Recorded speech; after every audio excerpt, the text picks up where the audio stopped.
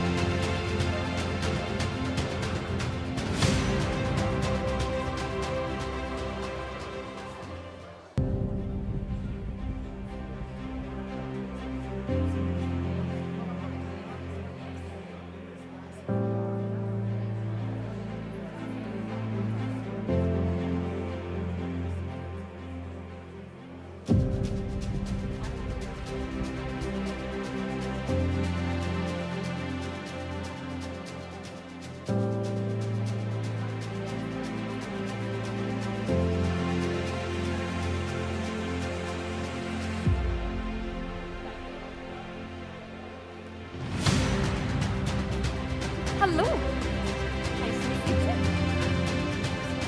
Yes, sure.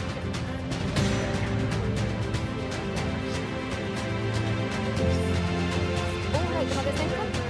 Episodes. So, two options you have. One is the fundamentals being against ownership. I want to recall. Remit Bank thinks that for whatever reasons that you're saying in the speech, you think it needs to be redrafted, rethought out, figures. That's the decision you'll have to make. So a direct and against is a no.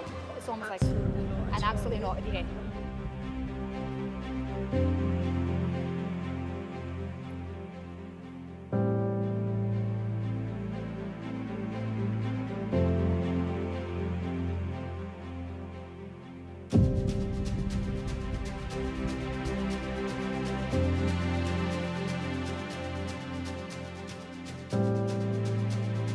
Not a problem.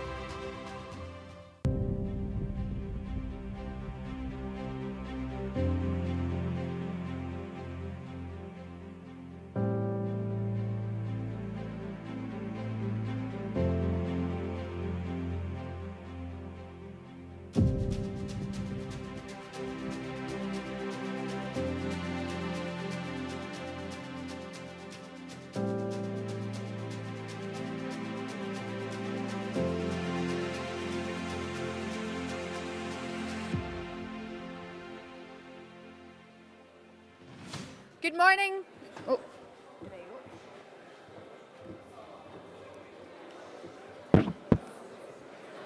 Okay, good morning, delegates. Good morning. Shh. Thank you. Who's that? Oh, it's Moira Brown. Welcome, Moira Brown. We are happy to go on live stream now. Thank you very much. So good morning to delegates here and all of you watching online. I hope we had a good evening. We had an exciting day yesterday. I'm just waiting for the music. I can hear in my ear to cut out nicely. Thank you. So welcome back, everybody. We've got a very busy day after an exciting day yesterday and a number of motions to get through this morning. So just a couple of notes. Can I again take the opportunity to thank all of our stewards? I'm going to read their names out again. I can still hear this music. It's distracting, but I'll keep going. Gail Hendry, Karen Law, Shannon Donoghue, Kieran Donoghue, Audrey Graham, Stuart McClintock, Kath Ferguson, Alan Harris, Eamon Gallagher, Peter Byrne, Murdo Ritchie and Frankie Mary Graham. And in particular, I got a call this morning when I was just finishing my hair from Corey to tell me at around 8:30 that there was no power in the hall at all. So just what you want to hear. And I thought, right, okay. And what she then did, as the wonderful people in the hall who are Paul, thank you, and Eddie and Helen, angels, all of them. As they were trying to fix it, Corey phoned up one of our members, Stuart McClintock, in Kilmarnock, who was eating his breakfast, left his breakfast to come up here and fix the power. Unfortunately for him, but luckily for us, it had just been fixed before he arrived. But that is commitment. So a big round of applause to Stuart and everybody else. Thank you so much. I'm going to ask if you please take the opportunity today to visit our stalls.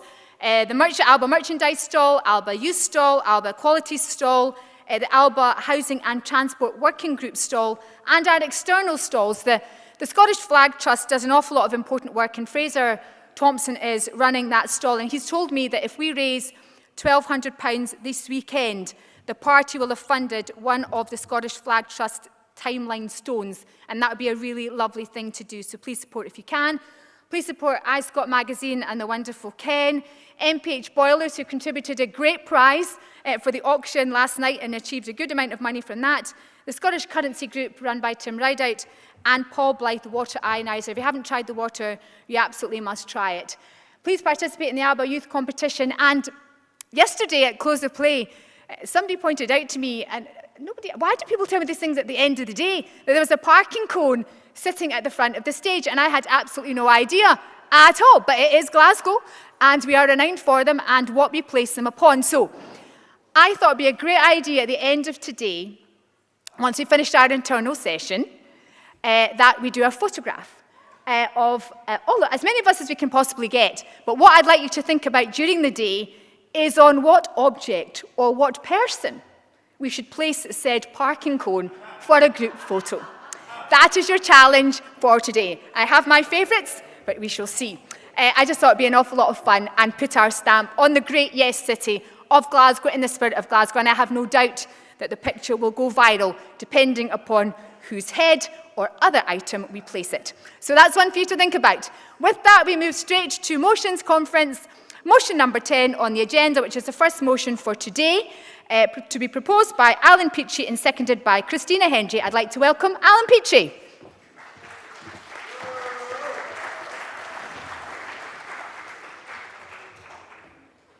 Thank you, Chair. Conference. Over the last 20 years or so, medical science has made leaps and bounds in medicine and therapy identification and production. This has helped many children who have started life under palliative care services reach adulthood, something that didn't happen 20 years ago. Unfortunately, service provision and policies within NHS and social care have not changed to meet the needs. I should probably declare an interest in this motion. As most of you will know, I'm a full-time carer of my granddaughter, who has a rare condition called FOXG1 syndrome. There are less than 1,000 known cases worldwide. This makes Megan a child with exceptional complex medical needs. I am also an advocate for parents and carers with children with exceptional complex medical needs. and I sit on NHS Scotland's Children with Exceptional Complex Medical Needs Committee as an expert through experience. To be registered with exceptional complex medical needs, you must fit the following criteria: be non-verbal, non-mobile, have a rare and curable medical condition, be fed through gastrostomy tube and/or have medical-resistant epilepsy, or require ventilation suctioning, or be visually impaired. There are just under 800 children in Scotland registered as children with exceptional medical complex needs. Plus, we do not have the trust. Sorry, I think I've went. Yeah. While our children are under the legal age of adulthood, their parents and guardians are always with them during hospital admissions, because they have their own way of communicating with the child to identify pain, seizure activity, and many other important issues, such as requiring fluid through their feeding tube and need their pads changed. It also makes the child feel reassured that their parents are with them. Once they reach the age of 18, they are put into adult services, which means they are placed in adult wards without suitable bed, parent and carers unable to stay with them at night, therefore unable to have their needs acknowledged or met. Plus, we do not have trust in the current system to ensure the child is placed in the same-sex ward, as being non-verbal and non-mobile makes them extremely vulnerable. As children, they are entitled to overnight respite with 24-hour specially trained nursing and support staff with others who have exceptional medical needs. Once they are 18, this respite changes to care home, with people they do not know and without 24-hour specialist nursing or support staff. While we welcome the great advances in medicines and therapy, we must acknowledge that the age of an individual does not always coincide with their mental capacity or ability that must be taken into consideration, and is why a stage rather than age service provision is necessary within the NHS and the care services. We know there are different levels of disability and understand that a one-policy-fits-all approach does not work. Therefore, Scotland needs a review of disability policies and the benefit structure to take into account these differences. It is sad times we live in when a government pushes the ideology that a child can be born into the wrong body, yet ignores the fact that children with exceptional complex medical needs are now growing up to be children in adult bodies, and that must change.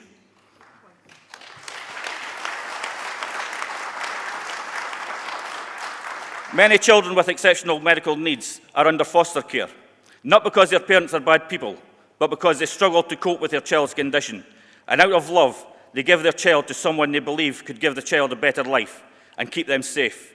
However, these foster carers are given a choice when the child is undergoing transition to adult services. They can either continue to care for the child while having their foster care payment removed, or hand them back to the state to live till they die. That, in my opinion, is heartless, and it is not the Scotland I am proud of. We should lead the way in foster care by introducing a stage, not age system, which would allow us to introduce a lifelong foster care system. Parents must seek a solicitor when their child is transforming to adult services to obtain a welfare guardianship and financial guardianship, which is a long, drawn-out and very intrusive procedure, which can take up to 2 years to complete. They then lose the benefits related to raising a child, even though they will forever be raising a child, regardless of that child's age.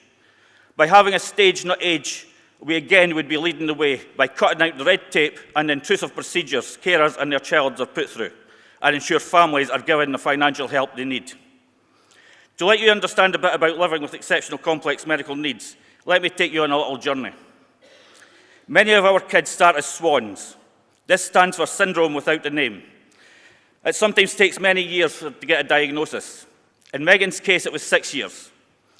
We are put under palliative care at an early stage because they don't expect our children to reach school age, never mind adulthood.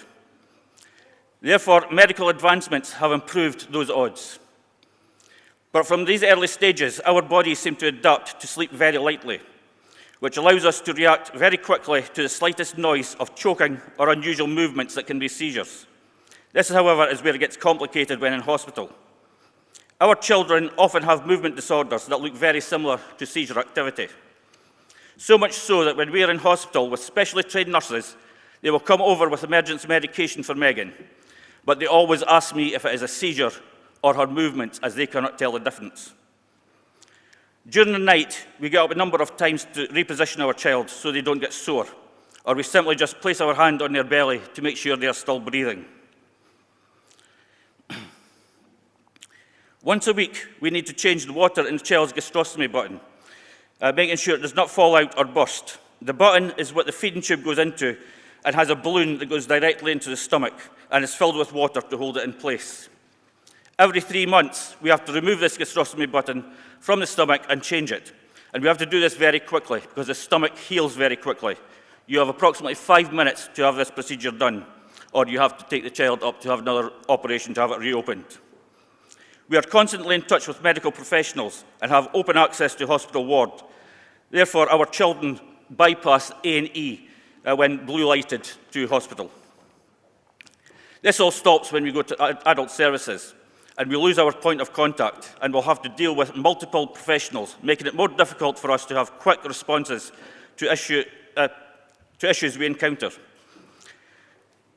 That is a very short example of our lives. To go into details would lead to me being thrown from the stage from Tasmania, as I would be out talking David Henry. But in all serious conference, Alba are the first political party to talk about exceptional medical needs. Please support this motion so we can also be the first party to have a policy on it and give those carers like myself hope that we have support from out with our small network of friends and supporters, and give us hope that someone is listening to us. Conference, I move this motion. Thank you.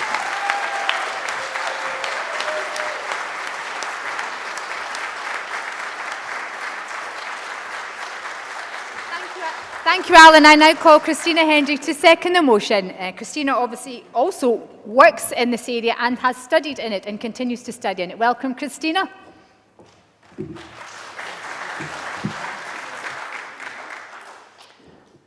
Conference, it's hard to follow Alan's speech there because not only did he give a fantastic explanation of the motion, he also provided his own personal experience, and I think, listen to that, he explained it so professionally but also full of passion, and I think that just summed up the motion perfectly.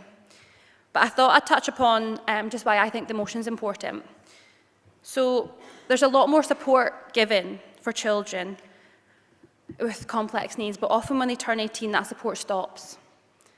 They are then considered an adult, but for these young people, their age may have changed, but their needs are just the same as they were the day before their birthday when they were 17. This is why the stage, not age, point of this motion is so important, because to fully be able to meet the needs of those with exceptional complex needs, we must consider their care in relation to what they need, rather than just their age. And as Alan explained, it's across services, including benefits and the crucial financial support they require, but also in the NHS and ensuring that they have those nearby who can advocate and communicate for them.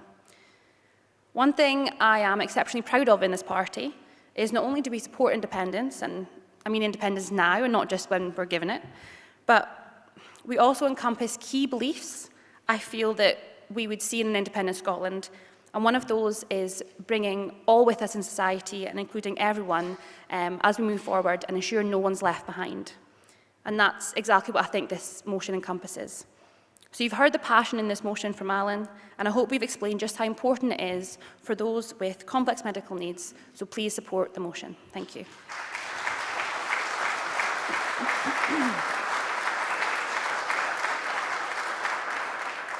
Thank you very much indeed. There are no cards in against. Can I ask that motion number 10 be passed by acclaim?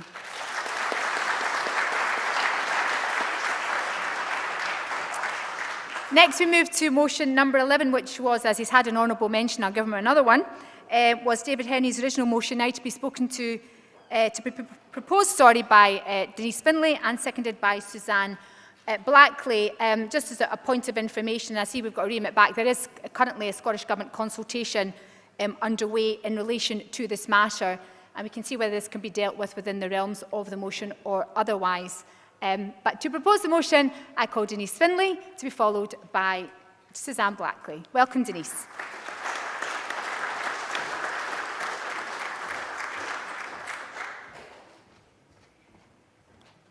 Good morning, conference. So I'm proposing this motion on behalf of David Henry, and it's about, parents' involvement with their children what the children are getting taught in schools. So, of course, one of our big concerns is sex education in schools because of the prevalence of gender ideology. Now, gender ideology, I've been involved with that campaign for a long time. And it isn't a grassroots campaign for gender ideology. It actually comes from the top. It comes from, like, the UN started it with Yogyakarta principles. And then it's pushed down through third-party organisations into all our public services. So we've seen it happen, like in prisons, for example, when we saw the case of Isla Bryson. And there was a lot of, the grassroots organisations grew up to actually support women and children and same-sex attracted rights.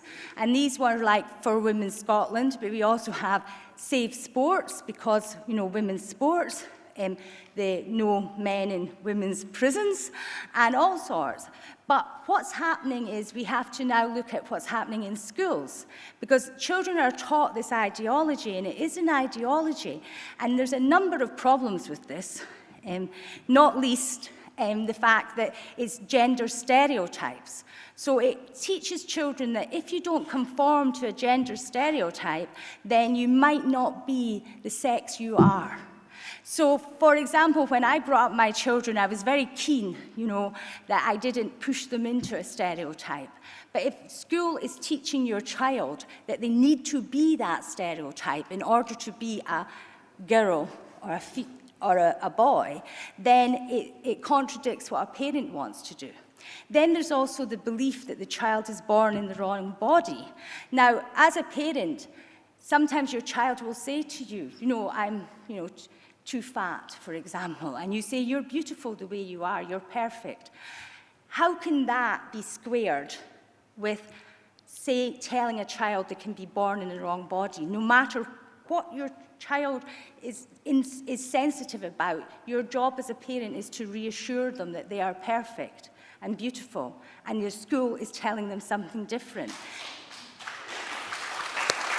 Sorry, could you get my time? And then the next point I have, though, is the danger of it. Because we as humans have biological, inside us, we recognize males and females for reasons of danger and reasons of reproduction. So we know a man and we know a woman when we see it. And we are teaching a child to disbelieve the evidence of their eyes and ears. And that was the party's final and most important command, if you remember. Now, that puts the child into danger. And we have seen it in the recent tragic case of the wee girl in the Borders. So a child needs to trust their own senses and know a man is a man and not believe a man when he says they are a woman. So a parent's biggest job, as well as teaching the child they're beautiful and perfect, is to keep their child safe. And the school, by teaching a child to disbelieve that evidence, is contradicting what a parent wants.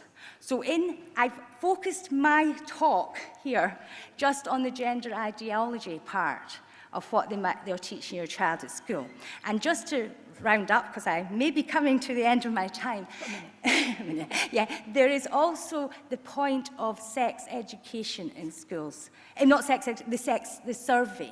So asking your child intrusive questions. Now, the problem with this is, again, as a parent, you know when your child is ready to learn. And I'm telling you, learning about sex education as a child is often a little bit disturbing. You're not ready for information at certain ages. You're only ready at certain times. And you as a parent know when your child's ready to be told that truth.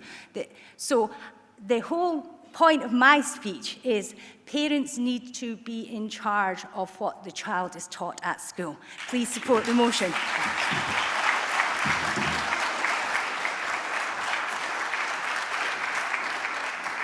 Thank you very much indeed, Denise. I now call Suzanne Blackley to second the motion. And I just want to check in the hall we have Craig Dempsey and Michelle Kerr to propose and second the amendment.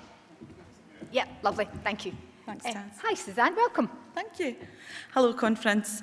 I was delighted to be asked to second such an important motion, and I do so through the eyes of a parent who has first-hand experience of the confusion sex education can create, and why it's imperative that the Scottish Government must seek parents' approval of the material used within schools when delivering all aspects of sex education. You never get two the same. That was a saying that my late grandmother used to say when she talked about her own children and her grandchildren's differences in personality. This resonates well with me because my two daughters could not be more different. My eldest is a quiet, deep thinker, whereas my younger daughter, now 13, is strong-willed and sassy, much like her mother. Their personalities are not the only areas where they differ vastly. Their levels of maturity have also grown at very different rates. My younger daughter has sensory processing disorder, and part of this condition means she's also very susceptible in applying things that she's told or sees to herself. When in primary 7, her teacher discussed gender with the class. I was not told in advance, and I was given no information as to what she was being taught. She came home that day very withdrawn, and I asked if anything had happened at school to upset her. She said no. But the next morning, I decided to try again and asked her what was on her mind. And she said, "Mum, I think I'm non-binary and I don't know what I need to do now." I asked her why she believed she was non-binary, and she said, "Well, I like being friends with girls and boys, so I can't be a boy or a girl." I then sat and took the time to explain to her what the term non-binary actually means, and she looked at me and she said, "Well, I like being a girl so that I know that I'm a girl." She'd been so confused by the information she'd had thrown at her because she was not mature enough to understand it, and as a result had convinced herself she was non-binary.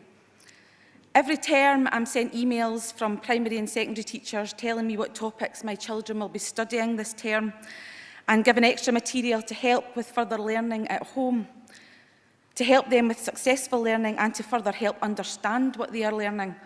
Never have I been given this information regarding sex education. I understand the need for sex education because not all parents take the same level of interest or such an active role in their children's learning as I do. When the schools have a movie afternoon, which is usually around Christmas or prior to school holidays, I am asked by the school for my consent for my children to be allowed to watch certain films, ensuring that I do not object to the content. Never once have I been shown the material or asked for my consent regarding the delivery of sex education. With the best will in the world, no teacher will ever know my children the way I know my children. With classes of around 25 very different children, they spend a year with them, whereas I have been there my children's entire lives. The Scottish Government will never know my children the way I know my children. If I need to be asked my consent for my children to watch a movie, I sure as hell should be asked for my consent for the delivery of sex education. Conference, please support this motion. Thank you.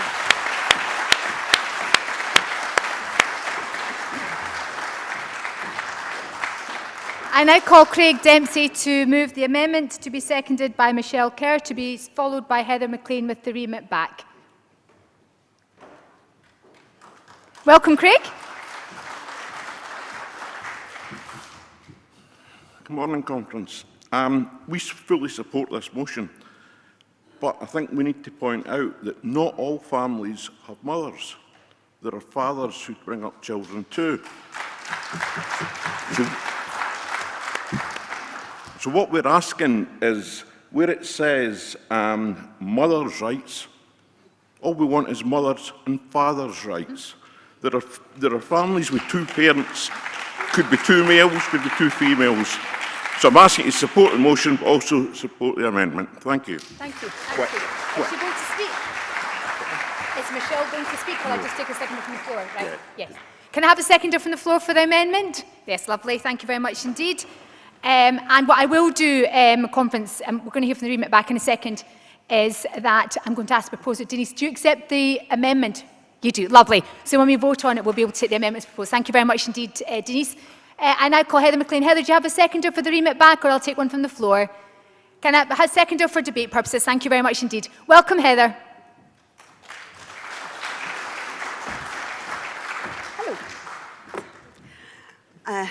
I recognise this is a very emotive subject, but I'm asking Conference to remit this motion back until the result of the Scottish Government's public consultation into the draft guidance on delivery of relationships, sexual health and parenthood education in Scottish schools is known. The guidance went out for public consultation in August this year, with a deadline for comments and contributions in November.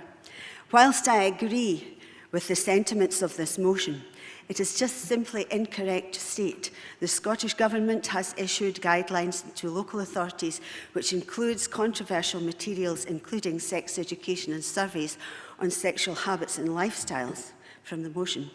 We cannot say parents have been excluded from the decision process.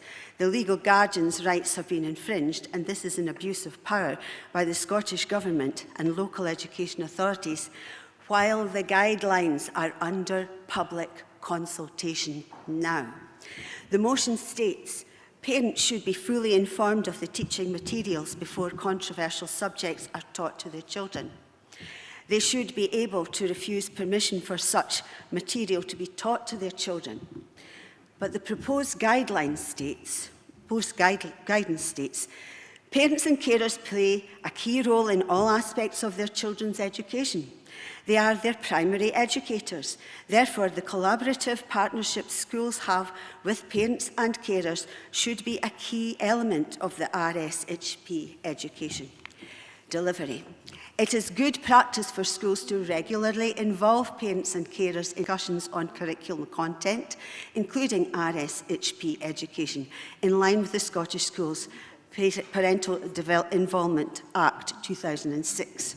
Parents and carers should be given advance opportunity to view key teaching materials and to ask questions about any aspect of the RSHP education programme. Evidence indicates where this has happened, parents and carers feel more confident about speaking to their children at home and answering their questions, for example, on sexual health, relationships and physical development. The motion can't assert that parents are excluded and that materials are not appropriate when a consultation is in progress now to examine these things, and parents are encouraged to have them. There is nothing on the Dundee City Council website, nothing. No one at Dundee House could advise me, and there's nothing on school websites informing parents. I have discovered both teaching colleagues and friends who are parents know nothing about this consultation, indicating that the Scottish Government have failed to signpost it to anyone other than those who might agree with them. So, I would recommend that everyone here get online and make your opinions known, and that the Alba Party call on the Scottish Government to extend the deadline to allow for interested stakeholders to participate. You know what to do, folks. Get on their website and make your opinions and your objections known. I therefore ask the Conference to remit this motion back. Thank you.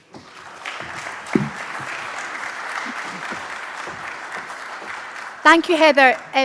Before I hear from Denise, who has a right to sum up, it is possible for Conference, in terms of standing orders relative to the agenda, clause 8.8, that we permit a vote on an oral amendment to a motion without discussion, provided it doesn't alter the spirit of the motion. Before Denise sums up, it is possible, therefore, if Conference so agrees, that the motion could be amended in the calling section of it, the call to action. It currently says Conference calls, urges, demands the Scottish Government must withdraw its guidelines. It is possible for Conference instead to agree to a motion which states Conference urges parents to respond to the consultation and ask that, and then list the following things. That is an option open to Conference. I provide it simply as guidance, and I'll be guided obviously by the proposer of the motion. You're right, so you waive your right to sum up on that basis. It is entirely within Conference's hands. We would take then. Do you wish to sum up, Denise? Shall I tell you what I'm planning on doing? You can let me know if you're happy with that. We have two options.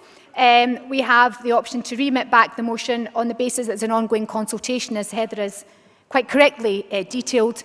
But we also have the option to accept my oral amendment to the motion, which will be the motion as amended including the following amendment. It's actually a deletion and an amendment. So it currently says, Conference calls, urges, demands, the Scottish Government must withdraw its guidelines, the Scottish Government must direct local councils to contact parents, the Scottish Government must withdraw any sex education materials.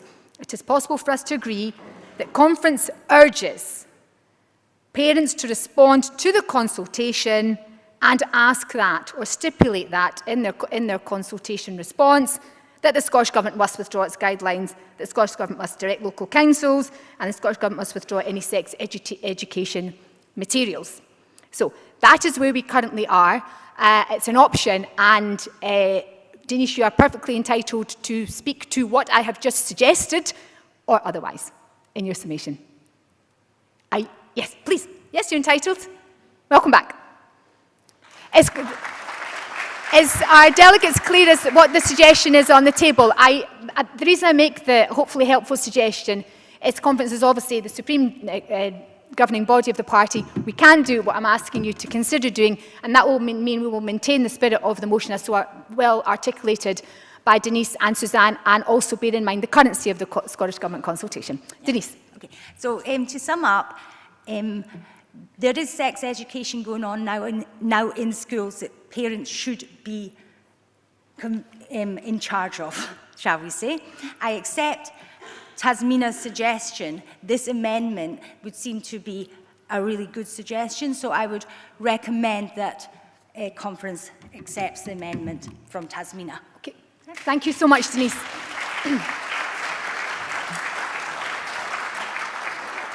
So, well, Conference, first of all, we'll have to take, now there's an option in terms of whether they take the remit back. I think I'm going to go with what I'm feeling from the hall, and I'll be guided by you. Can we take a vote, first of all, on the suggestion? That's what we'll do first. Not an actual vote on the motion that I'm suggesting it's amended, but it's this, can we take a vote on the motion that I'm suggesting that we amend it orally from the floor? Are we in agreement with that? If you can raise your cards, if you're in agreement with that. All those against? Okay, so now we have two options before us, a remit back or a vote on the motion as so orally amended from the chair. So, all those in favour of the remit back, please raise your cards. All those against? All those in favour of the motion as orally amended, please raise your cards. All those against? Thank you, the motion passes as orally amended. Thank you, Denise.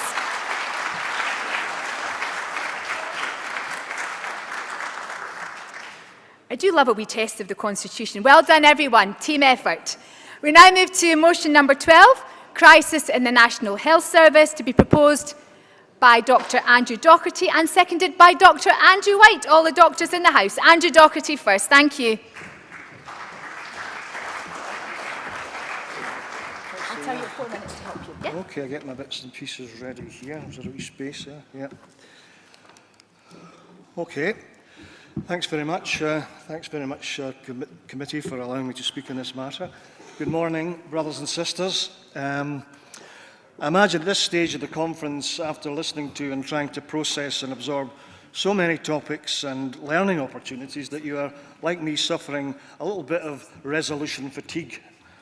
And of course, those of you who, despite your best resolutions, have indulged in the grape and the grain and the Balti, I offer my sympathies.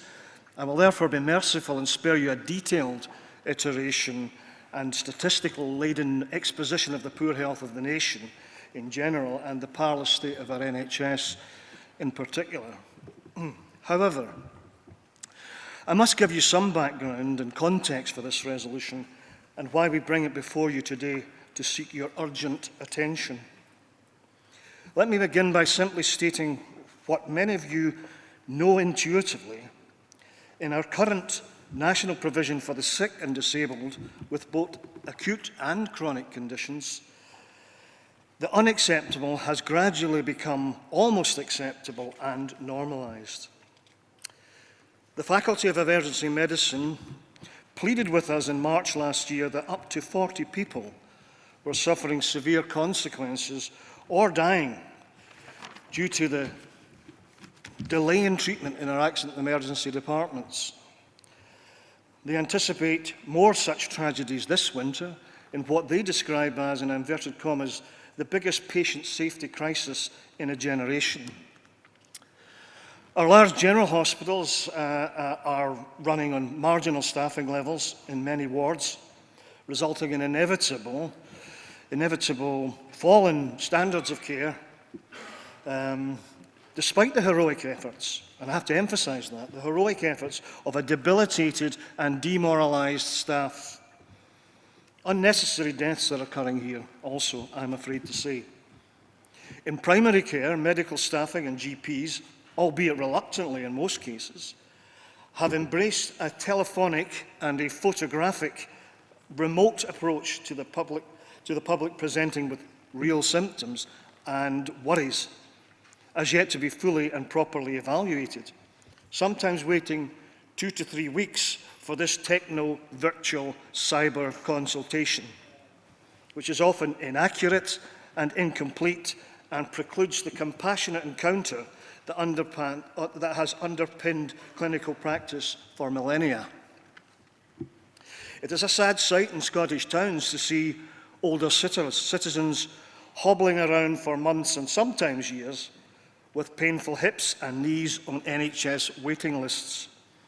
These pitiful sights are rarely seen in Oslo or Copenhagen, where you see a GP, get a scan, an anaesthetic assessment, and you're in the operating table within 4 to 6 weeks. I could go on. Delegates, our NHS is in a crisis. At one time, one of the few crowning glories of the United Kingdom, inverted commas, was our National Health Service, emblematic of a post-war consensus and cohesion which endured for a few decades. Remunerated staff in sufficient numbers. What stands in the way of what stood in the way of this reasonable request, I will tell you. I'm going to have to run through this quickly, but it's a quick vade-mecum for everyone. The combination of corporate business model introduced by Thatcher and Blair et al. Against a cultural background of me first and rugged individualism.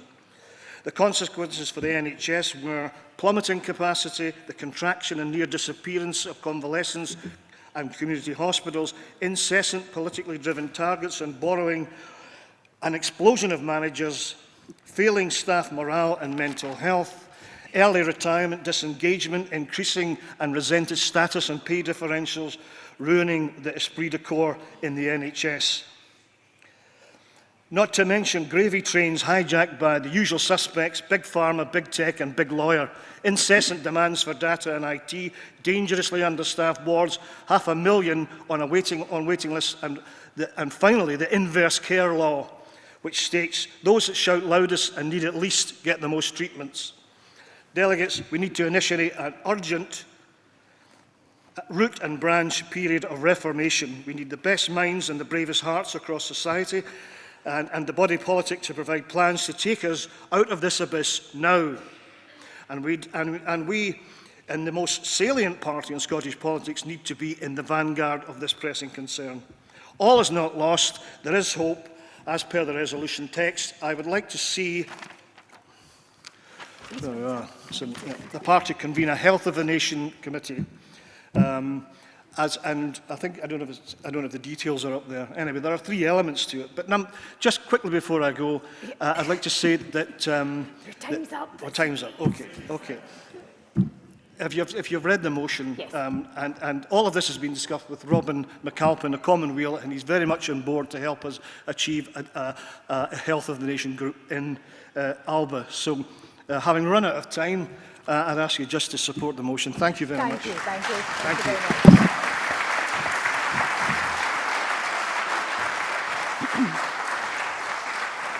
Thank you very much indeed, Andy. I now call Dr. Ian White to second the motion. Hello. Thank you very much, Chair. Thank you, Conference. I'm hoping you'll be able to catch up some time in this because I've only got 2 pages to go. I was really pleased the party pulled together or allowed a group to come together a few months ago to consider this issue of the health of the nation. And Andrew chaired that group very well. And the motion came from that group. It was a joint action, his ideas, but we all try to formulate something that we feel folk should and could get around. So I would support the motion. And one of the reasons I'm going to be supporting it is, and folk might not like to hear this, we are an unhealthy nation.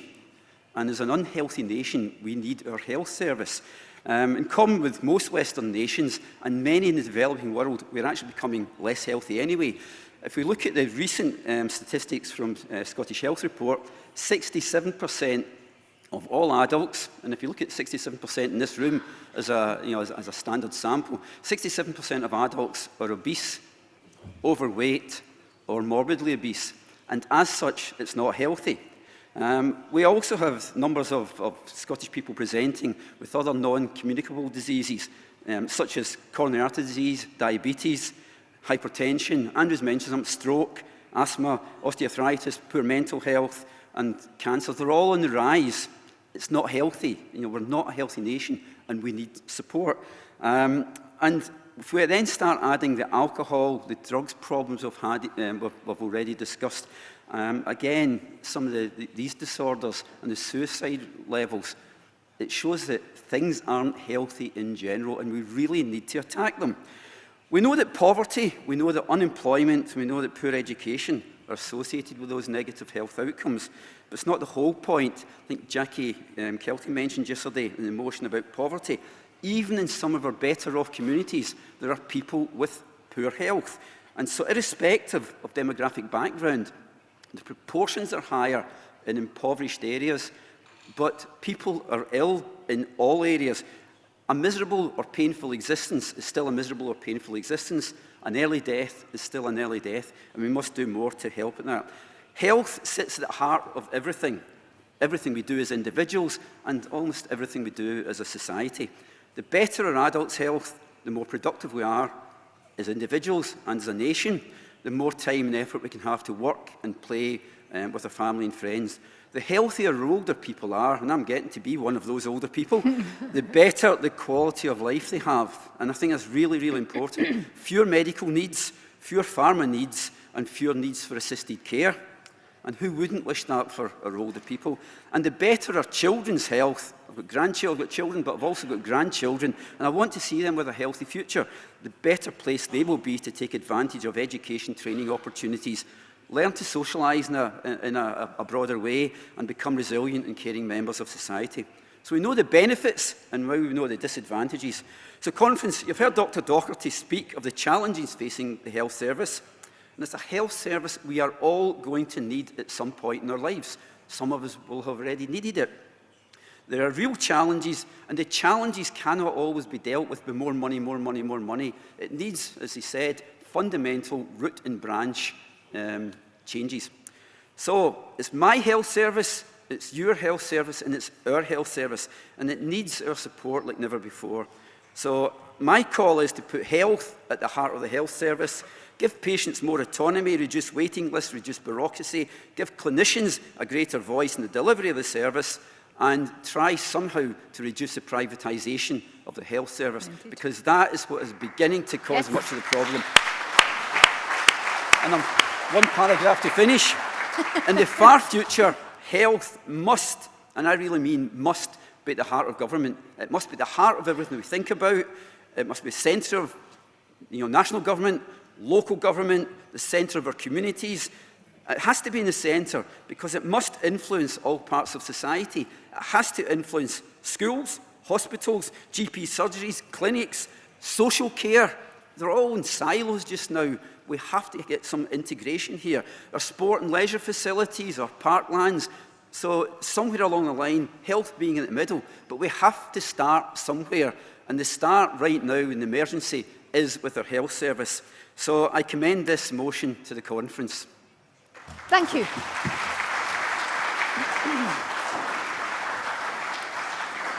I should also add to Dr. Ian White's resume that he does the fastest leaflet delivery in Motherwell South East and Ravenscraig as I've ever seen. Dr. White, you've challenged me to see you finish this first, and you win every time, but thank you very much for your campaigning as well in the local by-election. There are no cards in against. Can I ask that motion number 12, Christ and National Health Service, be passed by acclaim?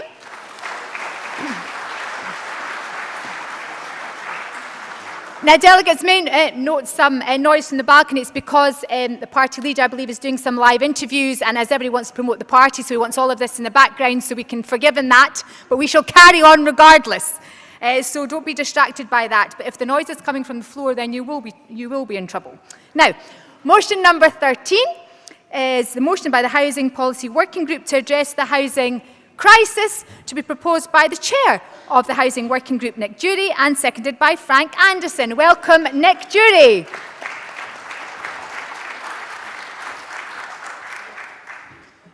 Hello, conference. Hello. So, you heard from Dr. Doherty there about people in Scotland hurting. And that's really what I want to focus on today, because the people are hurting. Now, my background in housing started with a period of homelessness 21 years ago. And I spent 2 weeks in a hostel, which wasn't very nice. But as a result of the 2001 Housing Act, I received a tenancy in the high flats at the back of this building, Cedar Court. And that really, my experience, homelessness, moving into a GHA tenancy, and then having to spend the next 5 years fighting to save my community, typifies what's gone wrong with housing policy. Now, I thought, how on earth do I summarise what on earth is going on in Scotland right now with housing? Very challenging, because whichever way you cut the cake, we've had decades of people promoting home ownership in government, promote home ownership. Well, you look at the statistics. If you want to buy a house in Edinburgh, that's 11.4 times the average wage. The mean average, not the mode average. Okay. So you can't access home ownership. Well, private rented sector, Edinburgh, our capital, 49% of the average wage goes on rent. Now, bear in mind, that's the mean average, not the mode average. So, things are bad in the capital. Well, maybe there are cheaper areas around the rest of the country. No. This city, our biggest city, 2 years ago, the City Council declared a rent crisis. Rents in this city are over £1,000 a month. That's more than the mode average wage. So we're in the position now where in our big cities, things are unaffordable in the private rented sector, unaffordable to buy a house. Home ownership's out of the league of most of average Scots. And then on top of that, what about the social rented sector? Well, there's been a 20% reduction in the availability of affordable housing. That's more or less the social housing sector. 20% reduction in the availability. 244,000 people on a waiting list. And then you look at, well, what is the cost of this? What's the human cost? 16,000 bairns are homeless in Scotland. Shocking. There is a homeless city the size of Perth in Scotland. The size of Perth. Now, I attended a demonstration on Thursday, organised by the Scottish Tenants Organisation. And I heard from Linda McVeigh and Maureen Thompson about their children who had died in homeless hotels in Glasgow. Frankie McVeigh, 30 years old, not a drug addict, no drink or alcohol problems, died of an overdose. Because these hotels that people are languishing in for 48 weeks before they access temporary accommodation. Now, you remember my story. 2 weeks in one of these hotels in a secure tenancy. Well, it turns out that if you demolish vast numbers of social housing, 66,000 public homes,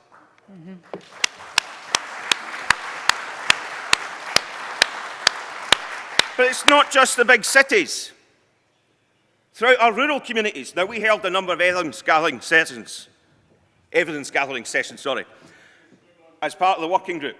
And every which way we looked at it, there was no accommodation, a real shortage of accommodation. So we have to fix that. Now, conference, I'd urge you all to have a look at this paper that our working group's produced, tackling Scotland's housing crisis. There's copies over there. There are so many problems. As I said when I began this, it's very difficult to sum it all up. There are so many problems, and we've come up with a number of recommendations. Now, we're not asking you to endorse every single one of those recommendations. That will have to go to National Council because there are just so many. But party to have the answers to those questions. So we're calling for this motion to enable us to produce a pamphlet to get into the hands of campaigners to tackle these issues on the ground right now. Conference asks you to endorse this motion. Well done.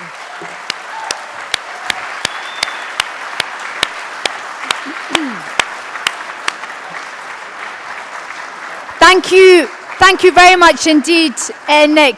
And thank you for so graciously allowing the interview to take place on the balcony, which I'm sure you can hear, but you're not deterred in your campaign. And can I also use the opportunity to plug the Fringe at lunchtime in the Lesser Hall, entitled Changing the Balance of Power in Scotland's Housing Schemes, to be chaired by Catherine McKernan, where we can hear again from Nick Jury and Kaz Ray, and there will also be a topical on the housing issue just before lunch. Oh, just take 2 more cards. Thank you very much. And I call Frank Anderson to second the motion. Frank.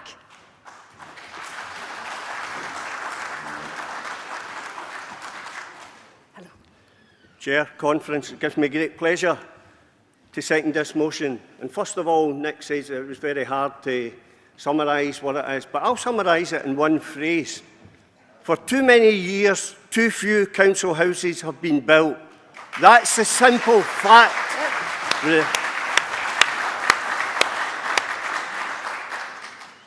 We need to, as a party, not only offer a vision to the people of Scotland, but we need to offer radical, aspirational vision of where housing is going to be in a new, independent Scotland.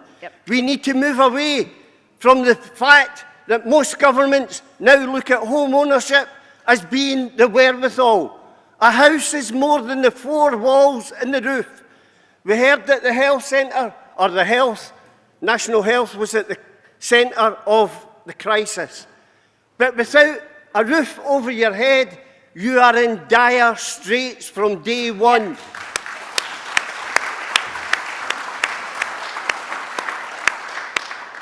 We have the opportunity to set the agenda on housing. Move away and stop calling it social rented, affordable housing. It's council housing. And that's what we need to put back into the mindset of the people of Scotland. I'll be brief on this. And as Nick says, we want you to accept this in principle. The actual motions will come forward through the normal process of this party so as we can go into the details of where it is. But the principle has to be established first and foremost. And yesterday's theme was all about songs. And there is a great songwriter from this very city who wrote over 60 years ago, "How many years must one man have before he can hear people cry? Yes, and how many deaths will it take till he knows that too many people have died?" Without adequate housing, we are back in that situation. It's almost as if Rachman has risen from the grave. We need to make sure that we put people into adequate housing from day one. Homelessness is a blight on this great country. West Lothian, a population of 140,000, over 180 people per night are in temporary bed and breakfast. That includes families, but not housed in West Lothian. In some cases, they're in Dundee, Dumfries, Aberdeen, because we don't have the accommodation, temporary accommodation for them in West Lothian. And that costs West Lothian over £5 million per year. That would build 50 houses per year. We need to reprioritise where we actually put the money, not into the pockets of private industry who rake off all the profits. We need to put it into building houses. Get back to what our Victorian forebears done. Councils build houses so that people have adequate accommodation from day one.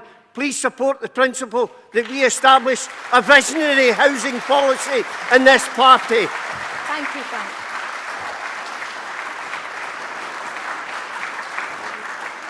Thank you very much indeed, Frank. I now call Stuart McClintock to speak in favour of the motion, to be followed by Tony Ozzie, who will be our final speaker. Can I remind you, this is the same Stuart McClintock, for those who were here for the start of the session, who came to fix a power, left his breakfast in Kilmarnock. Yeah, what a hero! Thank you.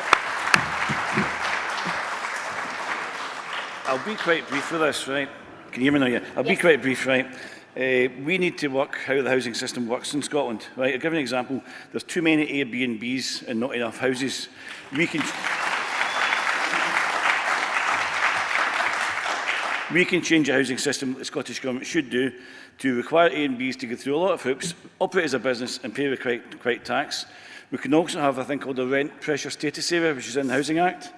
That would basically stop Airbnbs happening. We could require that, so that if there's a pressure housing area, there's not enough houses, we could require that we remove permission for Airbnbs in those areas, so that people can't buy for Airbnbs and make housing not happen.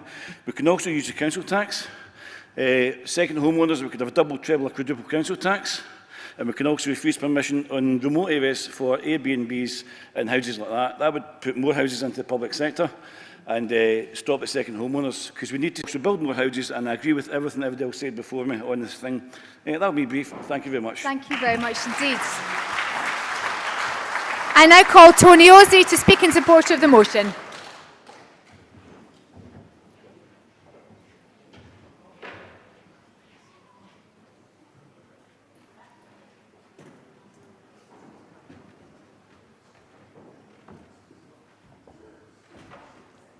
Good afternoon, Chair. Good afternoon, conference.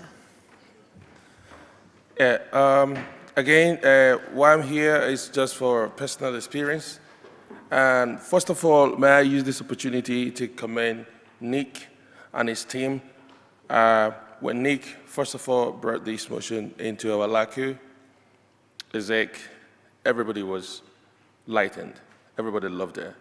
Nick has done a great job, carry a lot of research.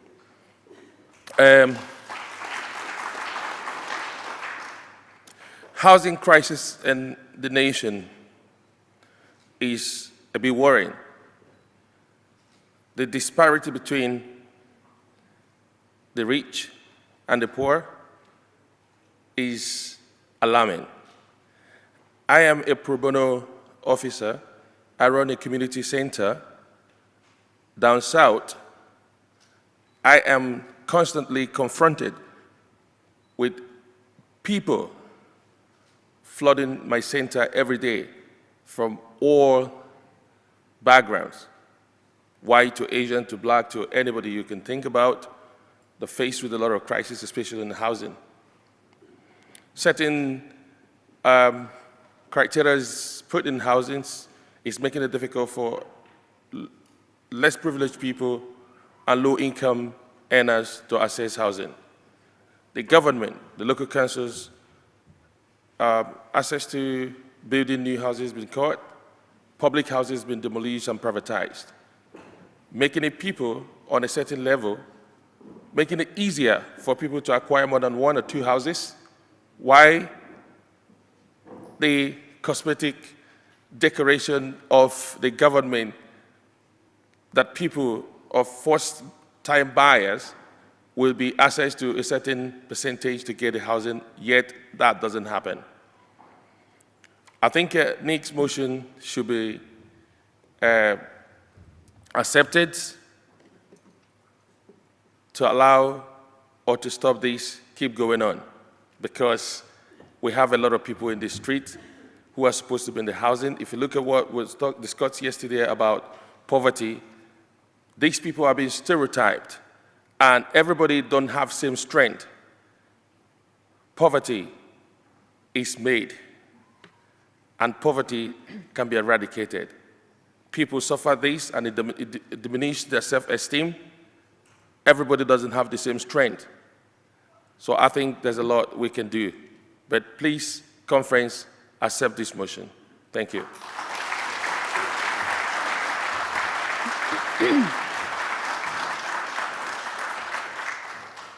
while Tony's making his way down the stairs, I have no further cards in and no motions, no cards in against, so can I ask that the motion be passed by acclaim?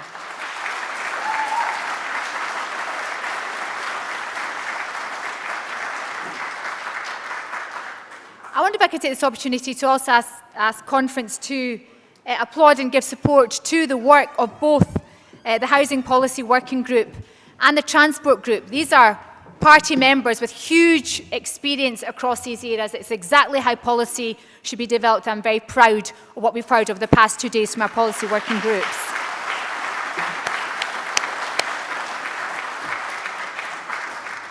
We now move to motion number 14 on the environment, to be proposed by Fiona Sinclair and seconded by Hector MacLeod. Now, I've got a card in from Hector. Is Fiona here? Hector, are you here? Yes, Hector. Okay. Well, it's a very simple motion on the setup of a working group. So, Hector, I'm going to ask if you can kindly propose the motion in Fiona's absence. And can I take a seconder from the floor? Yes? Thank you. Please welcome Hector MacLeod.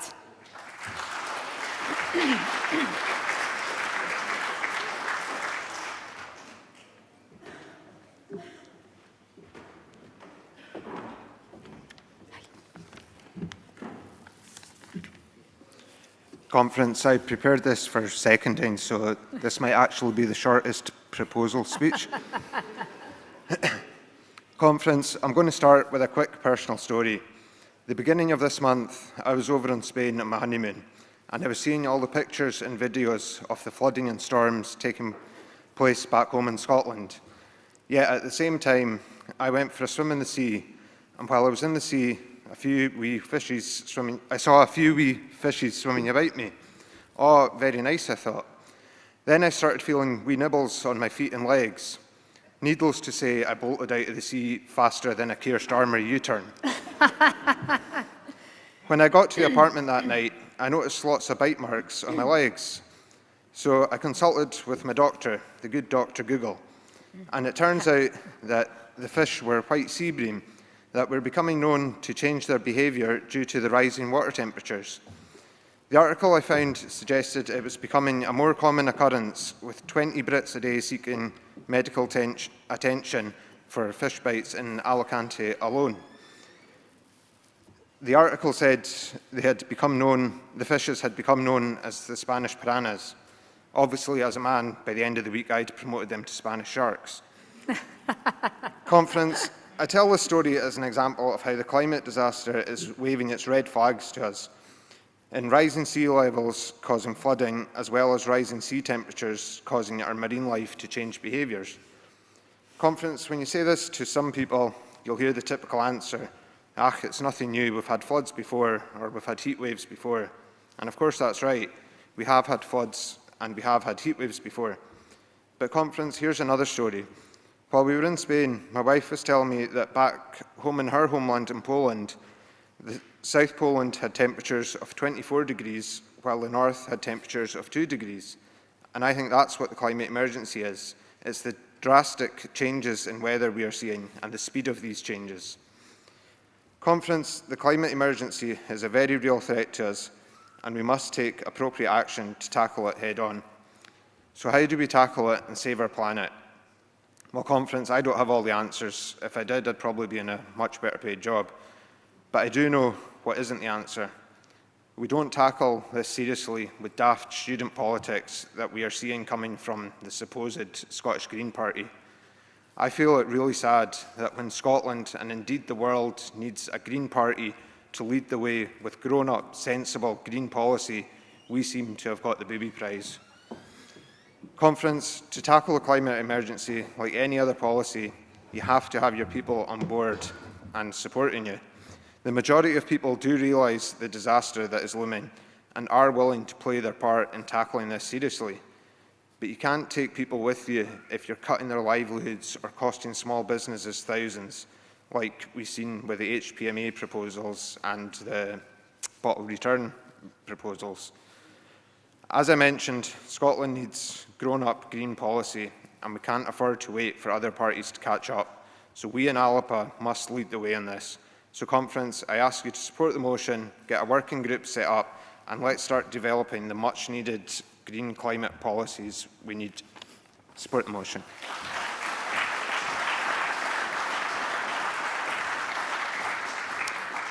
Thank you very much indeed, Hector. Can I ask that motion number 14 on the environment be passed by acclaim? Excuse me, Conference. Now move to motion number 15 on the agenda, enshrining workers' rights into a written constitution, to be proposed by Alan Petrie and seconded by Heather McLean. Welcome back, Alan. Thank you, Chair. Conference, 30 years ago, I made my maiden speech at the SNP conference in Dunoon. I attended that conference not just as an SNP delegate, but also as a member of the Timex Strike Committee, the last real mass industrial action on our soil. At that conference, I called for a boycott of all Timex products. In doing so, I was breaking the law, as a striker calling for a boycott of company products is classified as secondary action. It was my belief in 1993, as it is now in 2023, that if a law is unjust and suppresses the people, then it is the duty of every sovereign citizen to break it.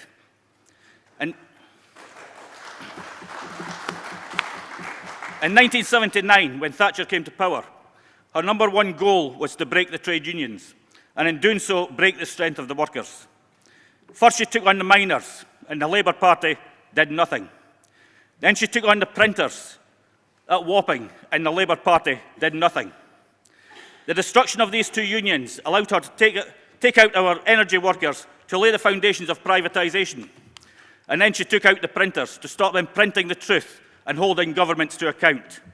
And while all this was happening, the Labour Party, that was created on the backs of workers, stood by and watched. Even when Labour got back into power in 1997, the workers expected the anti-trade union laws to be abolished. But yet again, Labour betrayed them, as Labour always do.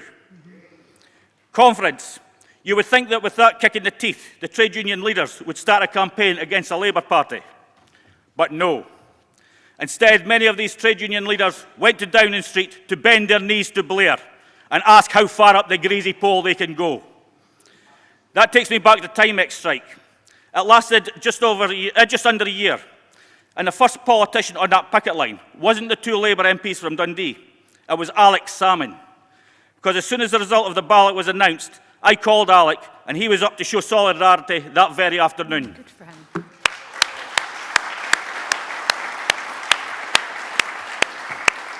The Labour Party tried many times to get us to give up the fight, because their members in the south of England and the City of London were not happy with the solidarity Timex strikers were getting, not just at home, but internationally.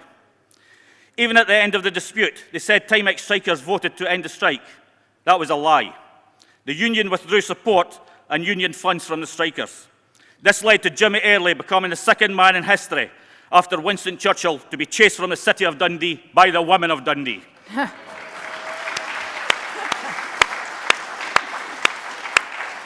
The political party of the workers has sold us out too often.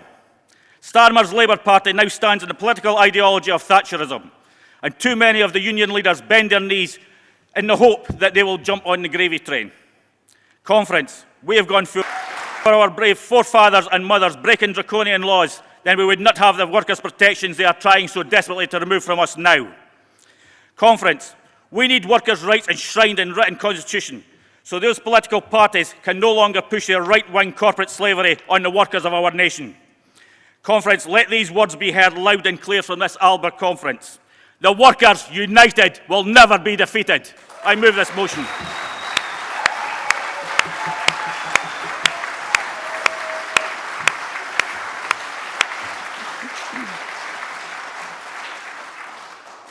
Thank you, Alan. I now call Heather McLean to second the motion.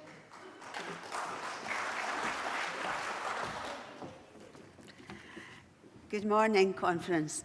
Trade unions are the workers' superhero team, ensuring that workplaces adhere to safety regulations. They act as a collective voice to demand and enforce measures that protect workers' health and well-being. When individual workers face unfair treatment or unjust dismissal, unions can provide legal support and representation. This is particularly crucial when dealing with powerful employers. Trade unions help in addressing issues like discrimination, harassment, or policies that negatively impact the workforce. Trade unions work to negotiate and lobby for measures that enhance job security, protecting workers from arbitrary layoffs and outsourcing. They represent the interests of workers in the political arena, influencing policies that affect employment and labour. Trade unions are a vital force in championing the rights and interests of workers and contributing to a fair and just workplace. The ability of workers to strike is a fundamental right and a powerful tool. It is often used as a last resort when other methods of negotiation and resolution have failed. It is a mechanism that, when used responsibly, contributes to a more equitable and just relationship between workers and management. Strikes are a way for workers to stand up against bullying, unfair treatment, unjust policies, or any violation of their rights. The right of a workforce to withdraw their labour is the last resort, but it can force dialogue and negotiation. The disruption caused by a strike creates an urgency for both parties to come to the table and find a resolution. It is no surprise that successive Tory governments have sought to emasculate and destroy the power of trade unions altogether, particularly now that the protections of the EU no longer apply, in effect turning the workforce into indentured slaves. Alba recognises the right of every worker to defend their wages and working conditions and is committed to ending the corporate slavery introduced by Westminster anti-trade union laws. Alba recognises the importance of trade unions and the crucial function they serve in society and seeks to enshrine the principles of workers' rights into a written constitution of an independent Scotland. Please support the motion.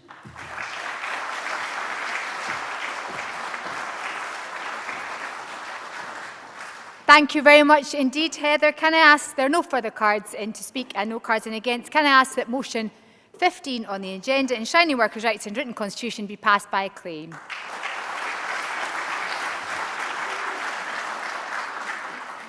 We now move on to motion number 16, entitled Mother's Income, to be proposed by Denise Somerville. And I have 3 cards in here, so I'm just going to take the next speaker as a seconder, Catherine Perlow. So to be proposed by Denise Somerville. Welcome, Denise.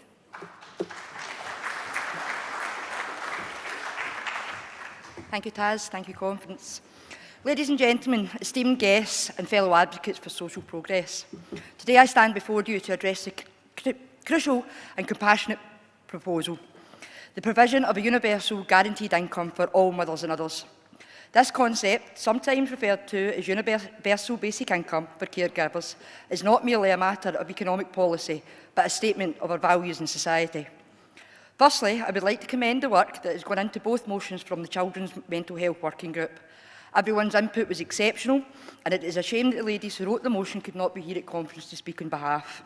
So to everyone, well done, and thank you for this opportunity. Mothers and caregivers are the bedrock of our communities and our families. They play a fundamental role in nurturing the next generation, caring for the elderly and vulnerable, and supporting our societies in countless ways. Yet far too often, their contributions are undervalued and undercompensated. This is an issue that transcends gender, as fathers and caregivers also deserve recognition and support for their vital roles. Providing a universal guaranteed income for mothers and others is not just a policy proposal, it's a recognition of the immeasurable value they bring to society.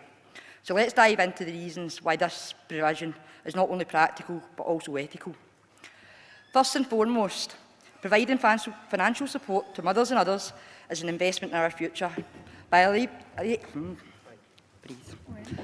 alleviating financial stress, we empower caregivers to focus on their essential roles without worrying about making ends meet. This in turn results in a healthier, happier families and children who are better equipped for a successful life. When we support caregivers, we're investing in the well-being and development of the next generation. Furthermore, universal guaranteed income for all caregivers can be a powerful tool for addressing gender inequality. It is no secret that women, especially mothers, are disproportionately affected by the gender pay gap and the challenges of balancing work and family life. By providing a financial safety net for carers, we take the significant step towards gender equality, allowing women to pursue careers and ambition without compromising their caregiving responsibilities. In addition, UBI for caregivers would simplify and streamline our social safety net. The current system of various welfare programmes can be complex and ineffective, with many families slipping through the cracks. A universal guaranteed income would provide a straightforward and fair approach to supporting caregivers, ensuring that no one was left behind. Critics may argue that providing such financial support is too costly, but it is essential to consider the long-term benefits. By investing in our caregivers and mothers, we reduce the strain in our healthcare and education systems, lower poverty rates, and stimulate economic growth. Moreover, funding can be attained through progressive tax systems or repurposing existing social welfare programmes, making it a financially viable and responsible solution. So in conclusion, a universal guaranteed income for mothers and caregivers is not just an economic policy, it's a reflection of our values and commitment to a fair and compassionate society, by providing financial support to those who dedicate their lives caring for others. We are sowing the seed for a brighter future, promoting gender equality and simplifying our social safety net. It's time to recognise and honour the invaluable work of caregivers in our society. Together, let's create a world where no caregiver is left behind and where the well-being of our children and families are the highest priority. This proposal is an opportunity to make a real difference in the lives of mothers and others, their families and our entire society. Please support this motion. Thank you. Thank you.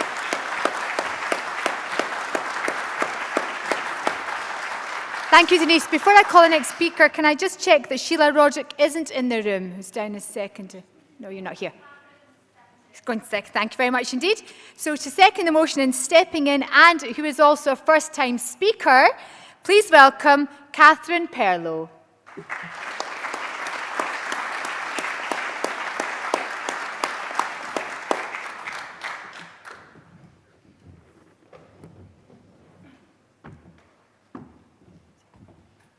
Thank you. Hello, can you hear me? Yes, we can. Yeah. Now, this very radical motion, it actually goes beyond hearth and home, and it speaks to the very definition of work and of our society's acceptance of alienated work since the Industrial Revolution. But to return to the specific topic, according to the UN, at the current rate of progress, the next generation of women will still spend on average 2.3 more hours per day on unpaid care and domestic work than men. And this would be on top of any paid work. But the life of the full-time working mother is grueling. If you have a young child, you get up at all hours, feed and dress the child and yourself, pack up everything that's going to be needed for the next 10 hours. You take the child to nursery, then take a second journey to work, where you arrive having already done half a day's work. At the end of the day, you do it all in reverse, maybe stopping off to shop. Then you get home, you get dinner, you do housework, you get the child bathed and to bed, and finally begin whatever hours of sleep remain.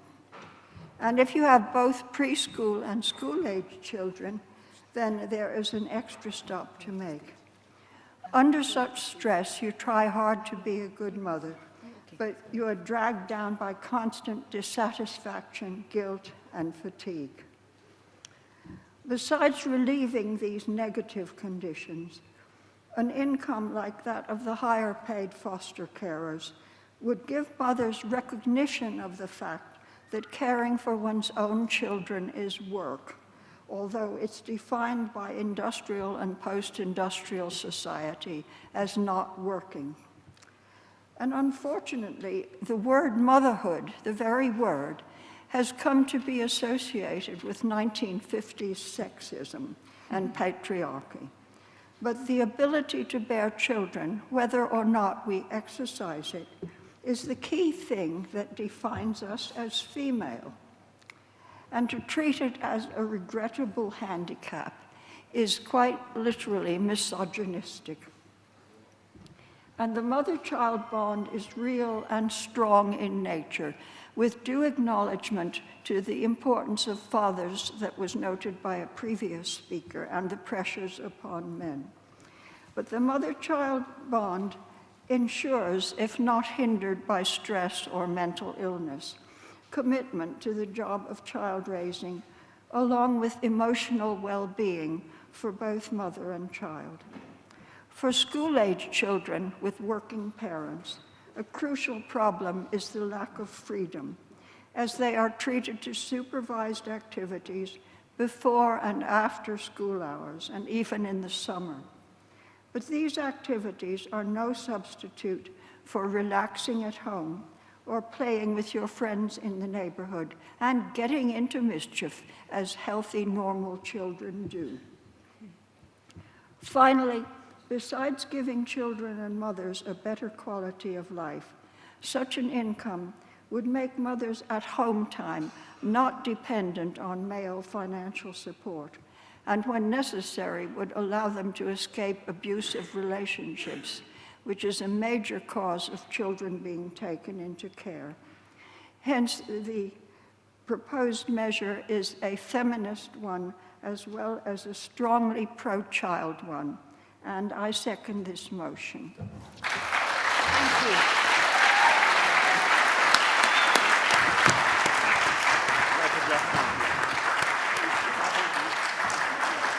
I now call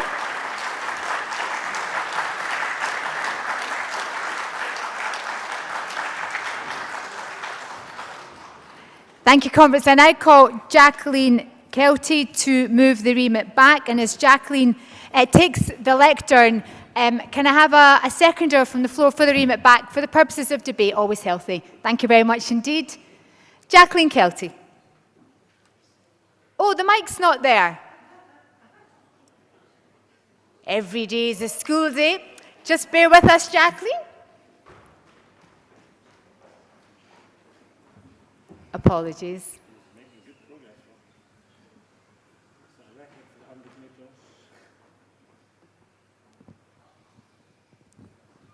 Hello.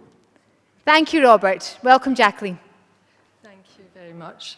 That's given me a little bit more time to calm down now. I would like to remit this back. Oh, right. Okay. I'll try. Is that better? Yeah. I'm a midget. I need to have a particular level. I'm asking Conference to remit this back, not because I don't agree with the spirit of the motion, because I do. But what I feel is it's conflating two different issues. One of the issues is universal basic income, and I think that's a separate issue from a mother and child allowance, because a universal basic income should be universal. That seems pretty obvious, but it should be universal. Joseph Rowntree Foundation issued a report on destitution last week, and as per every single year, when they report on destitution, the group of people who are in most destitution are single childless people, and they are always forgotten about. So I think that this would send the wrong message to the people who are suffering most. That is not to devalue motherhood, and it is not to devalue that children are our resource for our future, and that we need to fund mothers who are under such stress and strain. I totally accept that, but I do wonder if we would not be better off bringing this as two separate motions, one for a universal basic income and one that looks at parents as a separate issue. The motion didn't actually mention what the allowance would be, and I also feel that that's something we should know before we actually pass the motion. Could I ask not to use the flash? Sorry, it's hurting my eyes. Thank you. The fosters allowance is between 23 and 28,000, and it's important that we know that before we pass the resolution. So one of the other remits I was going to ask conference to think about is Alan spoke so eloquently this morning about the difficulties of carers of those with complex medical needs. And I would also extend that to the carers of those who have had trauma in their lives, like that poor girl down in the Borders.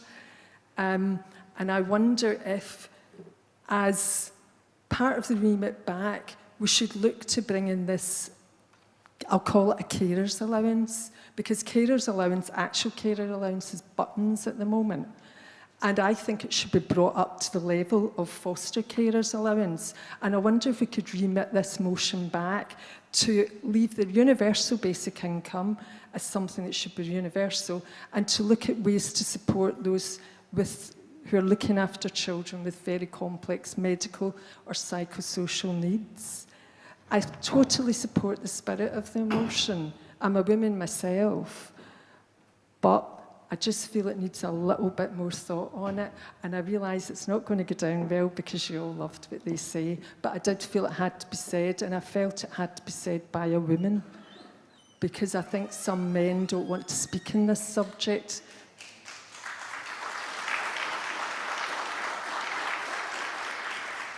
I think they feel that this is a women's issue and they don't want to get involved. So I felt it was important that if somebody was going to ask for a remit back, that it should be a woman. So thank you so much for listening.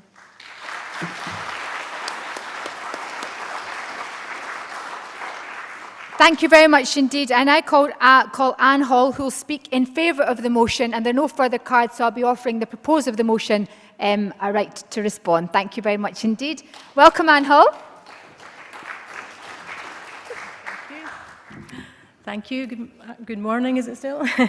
I think this is indeed a radical resolution and totally support the two who spoke for the motion. The work that mothers do is not an added extra or a bonus we can do without. It is of intrinsic worth to both our economy and society. I think we must value it and support mothers in the midst of it, not with a hand clap or a wee mention every now and then, but as we value other time-consuming physical work with money. Here's an interesting fact. The process of feeding a child in its first year of life is the equivalent of a full-time 35-hour-week job with 3 weeks holiday. Now that includes whether or not you breastfeed, bottle feed, and then all the weaning preparation is a full-time job in itself. I currently have a daughter-in-law and a son, a daughter-in-law and a daughter with twins and other children they have. And that feeding process is also definitely a full-time job. I just also have a friend who's a social worker who told me of a mother whose children were removed from her, yet had she been given the income that the foster carer now had, it would have alleviated her stresses and she would have managed. That was a very sad tale. Sometimes we say, but we've got maternity pay. You only have maternity pay if you're an employee, if you'd worked 26 out of the 66 previous weeks. What if you had a career break in order to care for your children? And a lot of women do that, perhaps after the second one.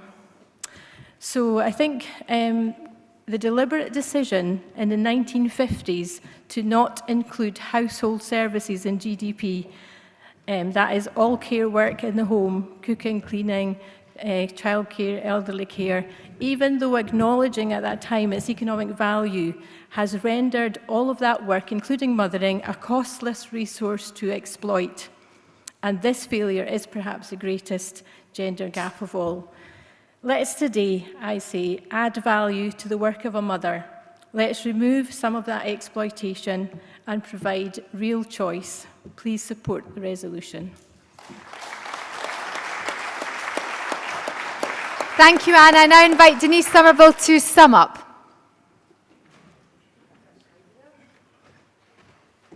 This will be Thanks, Kaz. This will be a quick sum up, just to follow on for the remit back. It is stated in the motion that the income would be along the same lines as the higher paid foster carers. The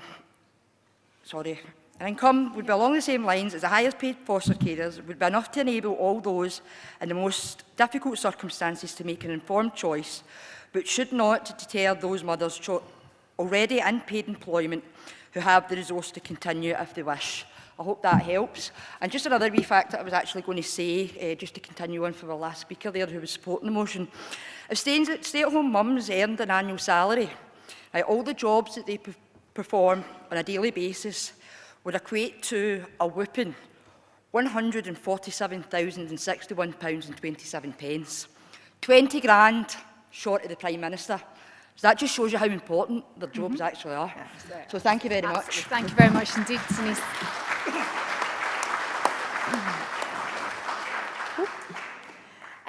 Thank you very much indeed, Denise. We'll now take a vote. Where's my card? First of all, on the remit back, all those in favour of the remit back, please raise their cards. All those against? The remit back falls. All those in favour of the motion, please raise their cards. All those against? The motion duly passes. Thank you very much indeed.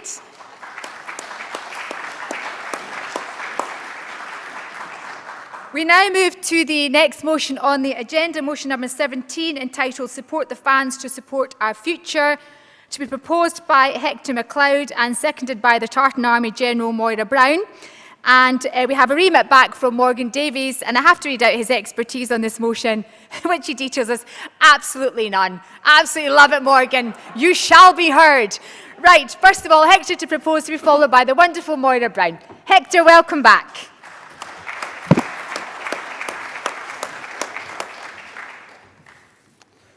Conference. 1998, my first memory of watching Scotland in a sporting event on the TV, the council TV I should add. This of course was the World Cup 98 in France. I was 8 years old and I remember being so proud of being Scottish and getting so into the matches. I'm sure most will remember that first game where Scotland, the small wee underdogs, scored to equalise against the world champions of Brazil. I know how I remember feeling, and I've no doubt had social media been around back then, it would have been flooded with posts of pride, posts of honour, at least for the half hour before Brazil took the lead again. Conference, most of us will remember how the World Cup ended with disaster against Morocco, but I was still proud of the squad and proud of my country. That following year, the late great Craig Brown, Scotland's manager at the time, came up to Skye doing one of the SFA football schools. I remember being desperate to go along and meet Craig, and as an 8-year-old, I had started dreaming of being the next Scott Booth. I'm telling this story as I believe it illustrates what the motion lays out, that when young people see national teams doing well, it encourages them to take up the sport. And conference, it doesn't have to be just football. As we all know, Scotland went on a drought of making major finals after '98. And as a young, proud Scot, I was getting tired of watching major finals without Scotland and constantly being reminded of England's win in '66. So I started looking at what sports Scotland were champions in. The first one I found was Tiddlywinks, and Ben Soares of the St Andrews Tiddlywink Society, who held the record for the longest wink shot. This winning team of 2002, and of course Andy Murray winning Wimbledon in 2013 and 2016. These are all examples of when a national team or person does well, it encourages participation. And as this motion states, a sporting nation should equal a healthier nation, which is surely something we all desire. The other part of this motion conference is about making these sports easier to access and view. I don't think there needs too much explaining on the call for making them free to view on TV. I'm sure that whether you like football or not, most folk here will feel an anger when they see England's football games on free Scottish TV channels, yet Scotland games on pay-per-view channels. In England, Wales and Ireland, you can watch your national team on TV for free, so it baffles me why not Scotland. The second part is on transport. Some of you might have seen the recent news that Germany will be offering free travel on trains and buses to those with match tickets at the Euros next year. What many didn't realise is the free travel wasn't the news. Germany always offers this. The news was they were extending the period of time you could use the free travel. If we put a similar scheme in place in Scotland, I've no doubt it would encourage a rise in attendance, not just at football, but a number of sporting events. This likely wouldn't benefit me from Skye, as I'm too far away to travel publicly in one day, but it could benefit those in Dundee, in Fife, in Aberdeen, in Inverness, etc. There is also the possibility to grow the support of our women's teams, of which I've no doubt Moira will be giving mention to. This would also, I believe, be an environmental policy, as for midweek games, lots of people who can't get the following day off work tend to drive to the game and back after. If they had free travel with their ticket and the timetables were amended to allow them to travel back after the game, this would take a number of cars or minibuses off the road.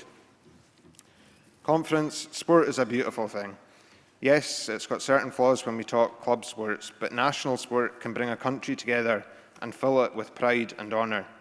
Even when Scotland lose, as a country, we're proud because we lose better than everyone else.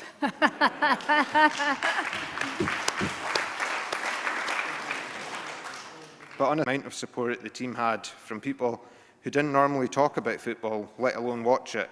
I remember seeing people who I'd normally expect to be complaining they were missing Emmerdale or EastEnders. Instead, they were updating their profile with "Yes, sir, I can boogie" pictures. Our country, again, did us proud on the national stage. And although I've not pushed my luck with the party chair this time, maybe after we win the Euros next year, we'll talk about a motion to call a National Stevie Clark Day.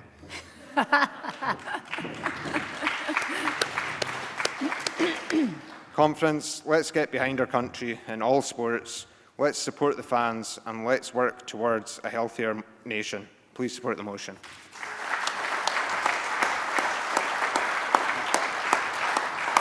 Thank you very much indeed, Hector. And as I now have assumed a further role, Hector, in your respect as your acting press officer, I have to advise you that you have to attend for interview at 1:15 p.m. on the balcony. Perhaps you might make that proposal for that special day at that time.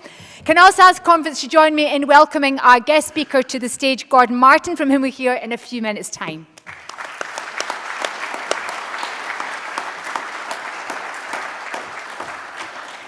And in another great Conference welcome to one of our honorary members. You can't speak until I've spoken. You can't wait, Moira. Let me give you an introduction.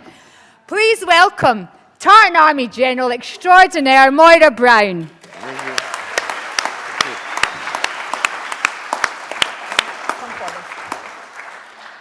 As you already know, I don't prepare anything.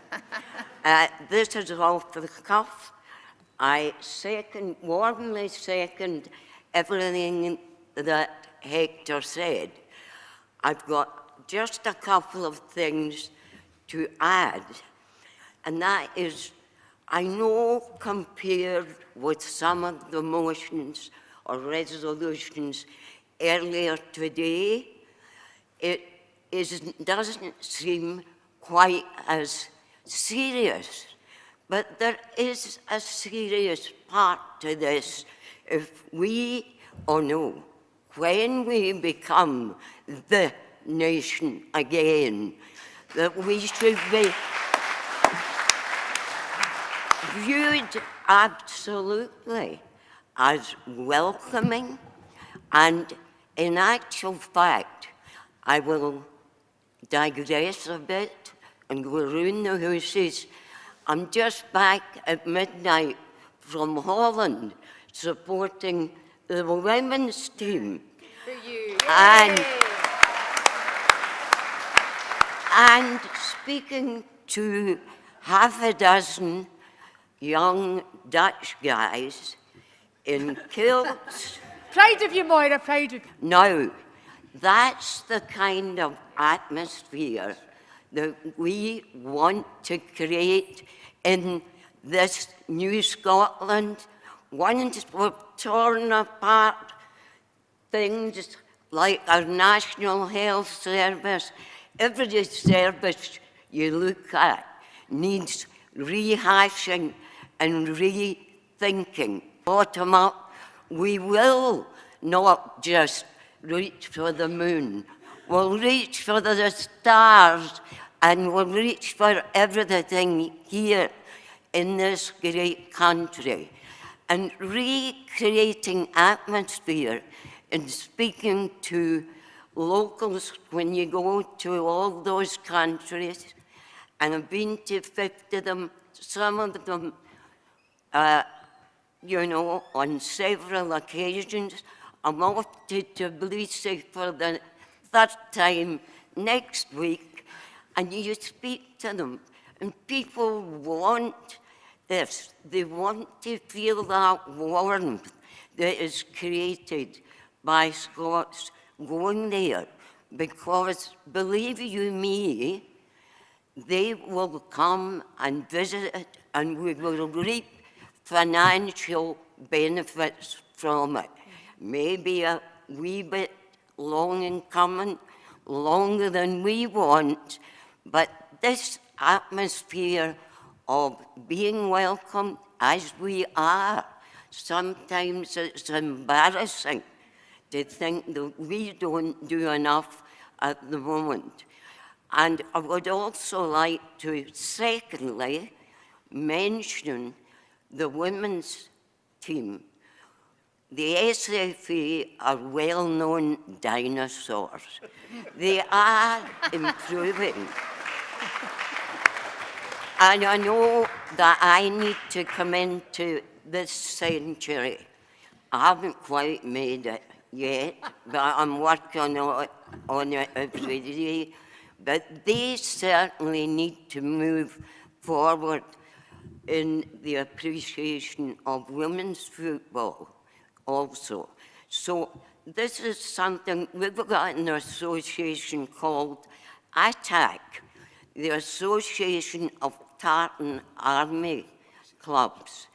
And they, as one voice, do attack as best as they can some of the prehistoric rules and regulations and conduct of the SFA. We're not as bad as the FA in England. Here I go, using that excuse. I don't really want to talk about Westminster, because I don't have enough of a command of the English language to do that. So support the motion as something that is worthwhile now and something certainly to work towards for the future. Thank you. Thank you.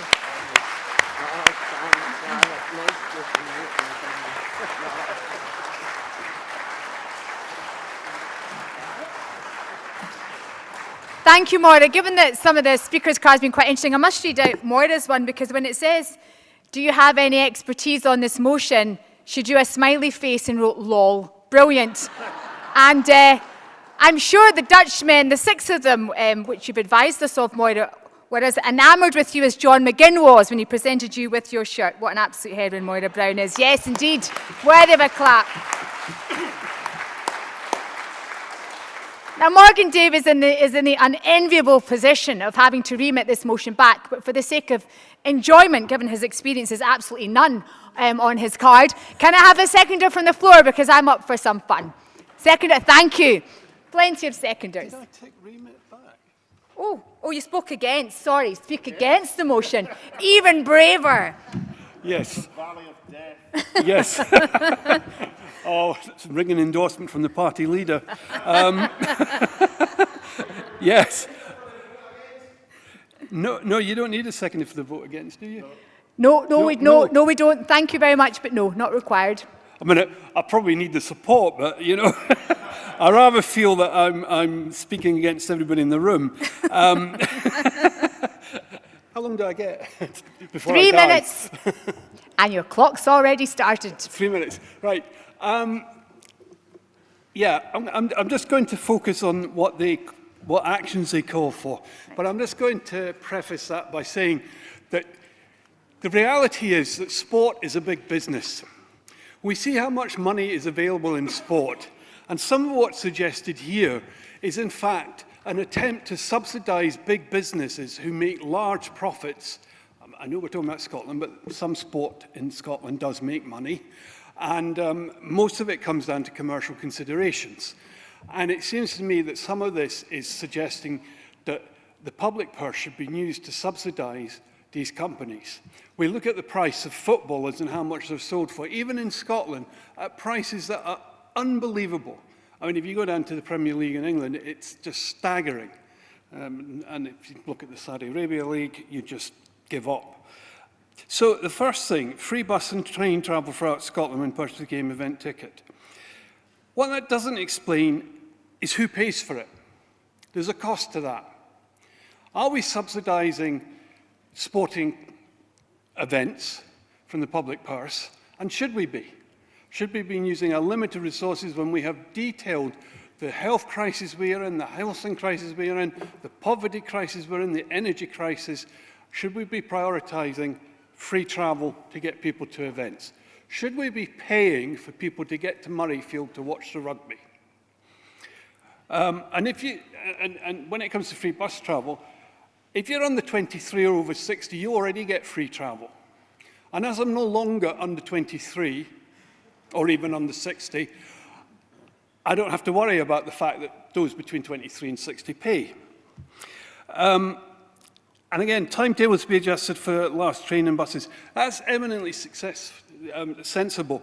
But again, who pays for these additional services? We've heard from the Transport Group about the problems of public buses in West Lothian and the difficulties of it. I saw an article in the paper this morning, I think, or on one of the news websites, that a train company is slashing its timetable because it cannot get staff. And that's a problem that we know bus companies faces. We've just had a motion about workers' rights. When you say that the buses and trains should run later to take home fans of sport, you're relying on employees to actually deliver that. It's not the shareholders, it's not the managers that will be out at 11 o'clock at night, 12 o'clock at night, you know, with a busload of football supporters. I will be honest here and admit that I'm not a major football fan. I cheer on Scotland when they play, but I don't routinely watch football. I don't really have a football team. I know I'm taking my life in my hands saying that in Glasgow, football capital of Scotland. And now I've just insulted everybody in Edinburgh, but hey-ho. And your time's also up. Yeah, probably a good time to stop then. I agree with part 4. That's a positive to finish on. But it's a commercial decision as to the sporting companies. The SFA sell the rights to Scotland matches and it sells it to the highest bidder to maximise its income, and that's why it's not on free-to-air. Now, maybe we should have legislation that says Scotland's national football matches should be on free-to-air. But, you know, that would be what it would require, because the SFA are not going to give up its cash cow of selling its rights to Scottish football to the highest bidder. And before I say anything else and insult anybody else, I'll leave. Thank you, Morgan. I have one more card to speak before I invite Hector to sum up. From Alan Harris. You haven't ticked whether it's for or against a remit back, but you can surprise us when you get up here, Alan. Happy to take your card. How are you speaking? For the motion. Welcome, Alan Harris, who's been doing a grand job as one of our stewards. Thank you, Alan. I just wanted to say a few words. I scribbled some notes, and it's not from a perspective of being a Scotland fan, but being from a perspective of being a Rangers fan who's travelled to 55 away European games in 46 cities in 30 different countries. So I've got some experience of how fans are treated abroad. And I wanted to tell you, first of all, that everywhere I go, I try to speak to other local football fans. Nobody in Europe understands why Scotland is not an independent country. But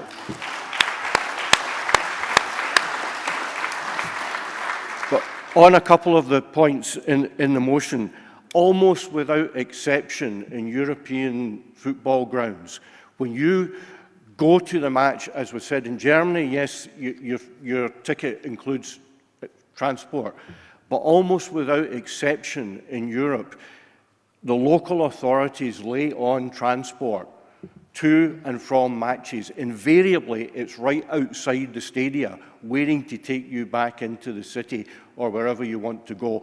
And that should be replicated for international fans as well. And we could do that in Scotland, instead of which, I understand recently, an international at Hampden, there weren't any trains to take fans back into the city, which was ridiculous. And secondly, in terms of people of a certain age, just to finish on a story, I was in Prague during the week, and I was advised what transport to get to my hotel. I went up to the information point at the airport, and I said, where do I get this 90-minute ticket that's going to do me for the metro and the bus? And the lady took a look at me and said, are you over 65? And I said, well, just about. And she said, well, you just need to go on the bus. It's free.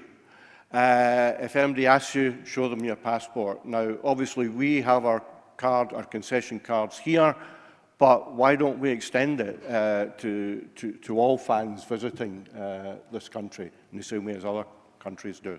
Thank you. I urge you to support the motion. Thank you very much indeed, Alan. Hector, you have the right to sum up if you feel the need. Hector, are you there? Would you like to waive your right? Would you like to sum up? Where are you? Would you like to sum up? Yes, of course. Welcome back, Hector.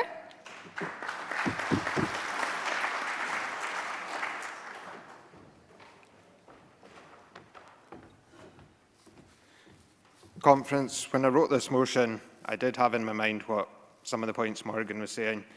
So in call one, I purposely didn't stipulate what the free travel would cover.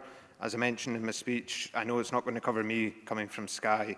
I did mention it could benefit Aberdeen, Dundee, Inverness. But if we pass this motion, it's maybe something the Transport Working Group could look at and how they could work with it. Timetables to be adjusted for the last train. I mean, a lot of cases, when it's a midweek game, it is a case of 15, 20 minutes. You see a lot of people leaving the ground 10 minutes early so they can get the train to catch their last train home. If it was just that 10 minutes, 10, 15 minutes, again, that's maybe something the Transport Working Group could look into.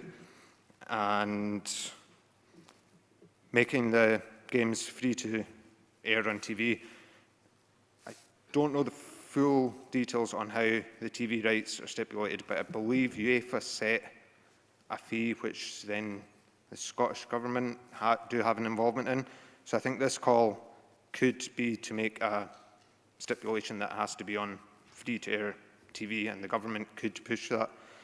And free universal access, we've already passed that. And I just want to make two quick points. That I think this motion, as I mentioned, any spending that would be required can be put down to environmental policy, because it would take cars off the road.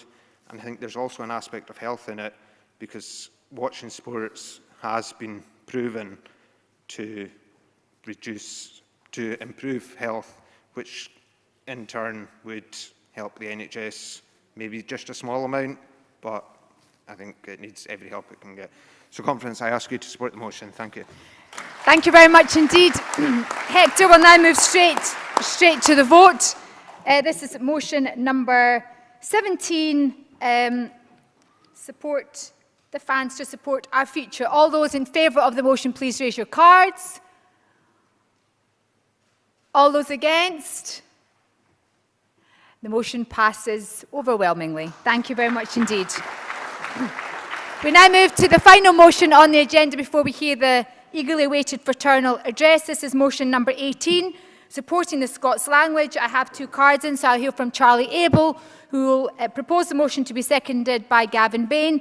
Charlie Abel has detailed in his expertise. He's a native Scots speaker, traditional musician, trad musician, Doric enthusiast and Doric filmmaker, and Gavin Bain is a native speaker. So, first of all, Charlie able to propose the motion? Welcome, Charlie.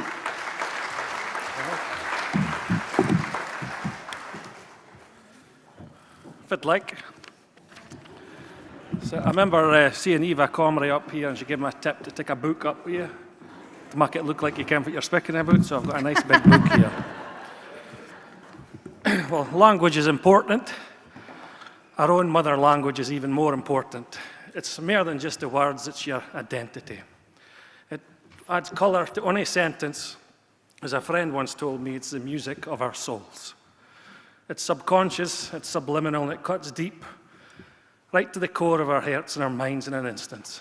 It's the language of our hearts, our dreams, and our school playgrounds. You could be anywhere in the world and hear a single Scots word. It would transport you right back in time to your childhood, or to another place in your homeland for the other side of the world. The Scottish Government have made some good progress in recent times over their policy and stuff, and they've got a Scottish language bill coming. There's been great stuff done in some of the schools, like Banff Academy has had great success with Scots, and it's helped their students get confidence in all other areas of their life. There's been a huge success there. And now that we've got an MSP in Holyrood, we'll be able to help influence the Scottish language bill. UNESCO have identified Scots as a vulnerable language. British Sign Language is protected by legal status in the UK. The Scots language is not. The trajectory we're in suggests that the last Scots speaker may already have been born. The digital world also does not recognise Scots as a language. Try fighting the autocorrect systems in your digital messaging to try and say something in Scots. This lack of representation of our identity speeds up the accelerating decline of our language. And when a language disappears, it takes with it an entire cultural and intellectual heritage. That's why the mother tongue is a protected UN right. A people without their language are no longer a people. It's a long accepted fact that colonial powers will attempt to erase the language and culture of a people and replace it with a superior identity. Do we have to stand here in 2023 and speak about protecting our native tongue, giving it an equal status to English or British Sign Language or any other language is quite remarkable. Sometimes there's a danger politicising a language because it might deter teaching it in schools if it becomes political. We absolutely don't want to do that. The language belongs to all of us right across the political spectrum because it's Scottish. But you have to ask yourself, what kind of union would see Scotland lose its cultural identity and intellectual heritage? Have we been asleep? There is no good reason why Scots should not be protected in all its rich variety. We should be angry and questioning why it's not yet been properly recognised after 316 years of this union. Our tongue should not be frowned upon, especially by the hoity-toity monotone anglophone. No more should our bairns be excluded from classes for using a Scots word. That's happened to me and probably to many of you and I. I was once a witness in a court case in Aberdeen, and during the questioning, I replied aye to the questioning solicitor, just naturally instead of yes. And the judge threatened to lock me up if I said aye again. So I accidentally said that again, and he got really angry. But that was in a court in Aberdeen. Now, that was just incredible, but that is true. The Scots language is rich and it conveys our identity, and it should be respected, and it should be on an equal footing with English, used in education across our society, and it should thrive. We must keep it alive. It's our responsibility, and we have to pass it on to the people who come after us. It's Scotland's voice. It's our identity. It's the voice of our soul. It's our cultural existence. There really should be no argument here. Conference, please support this motion. Thank you much indeed, Charlie. I now call Gavin Bain to second the motion.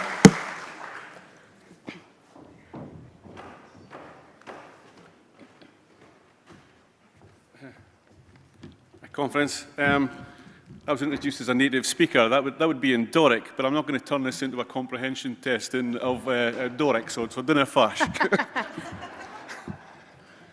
Scots is a Germanic language spoken in Scotland for over 1,500 years. It's a unique and vibrant language with a rich history and culture. Scots is spoken by people of all ages and backgrounds across Scotland, and it is an important part of Scottish identity for many people. The Scottish language is inextricably linked to Scottish culture. It is the language of our songs, our poetry, our literature, and our folklore. It is also the language of our everyday lives, used in our homes, communities, and workplaces. Scots has played a vital role in shaping Scottish culture over the centuries. It has been used to express the unique Scottish perspective on the world, and it has helped to create a sense of shared identity among Scots people. However, the Scots language is under threat. In recent years, there has been a decline in the number of Scots speakers, particularly among younger generations. This is due to a number of factors, including the dominance of English in the media and the historic attempts to eradicate the Scots language in the education system. It is important to protect the Scots language for a number of reasons. First, Scots is a valuable part of Scottish culture and heritage, and it is a unique and expressive language that has been used by Scots people for centuries to tell their stories and share their experiences. Second, Scots is an important part of Scottish identity. For many people, speaking Scots is a way to connect with their heritage and to express their sense of Scottishness. Third, Scots is a valuable language resource. It has a rich and varied vocabulary, and it can be used to express a wide range of ideas and emotions. The Scottish Government is making some steps in the right direction to protect the Scots language. It needs to do some more. It also needs to protect the varied tapestry the Scots language encompasses. I speak Doric, but because I'm in the Central Belt, Doric is not much use to me here. There is a bill, so please support the motion as described to support the Scottish Languages Bill, and perhaps this is also a candidate to include in a future written Scottish Constitution. Thank you. Thank you very much indeed, Gavin. Popular motion. There are no cards in against. Can I ask that the motion be passed by acclaim?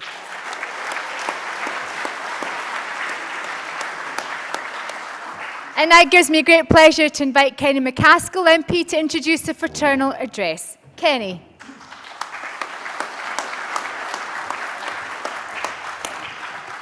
Well, this is now becoming a regular part of our conference, and it's a great pleasure for me to give this introduction. Neil and I are obviously opposition MPs, and we now have an Alba Party MSP again in opposition.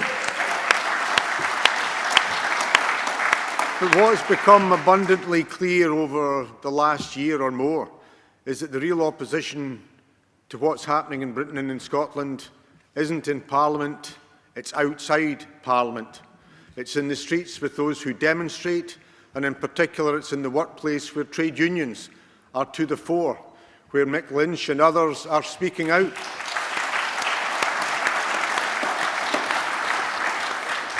They're speaking out not just on behalf of their own members, they're speaking out on behalf of other causes, as I saw yesterday with Mick Lynch, and I have no doubt Gordon and his colleagues would also have been partaking in Scotland. The opposition to what has been going on of enforced austerity, of attacks upon working people, of international actions that are utterly reprehensible, is being opposed out with Parliament by the trade union movement, and the stalwart and the leadership of that is the RMT, and that is why it is a great pleasure of me to hand over this rostrum to Gordon Martin.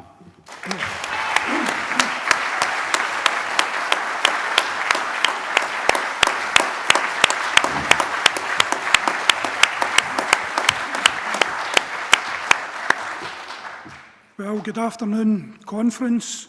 It's always good to get a round of applause at the start, as I always say, because it can quickly go downhill. But it's a real pleasure to be asked to speak to you again, to address you again. I'm always happy to do so. I've came with leaflets that Kenny assured me will be handed out while you have your lunch, so I won't keep you too long, because I know I've been to a many a conference myself, and I know lunch is a big part of that, to give you a welcome break for people up here speaking at you. So I'll try not to keep you long, but there is There's so much going on internationally, nationally. You know, the state the world's in at the moment is an absolute disgrace. And as a father, a teenager and a daughter, a son 18, a daughter 21, you know, it's not a good future. It's not a good present or potentially a good future unless we fight to make it a good future. Because let's be honest, the mainstream political opinion, political shape makers, you know, your Prime Minister and your Leader of the Opposition, where are they? You know, that they're opposing a ceasefire in Palestine. Opposing a ceasefire. That is absolutely despicable. Starmer,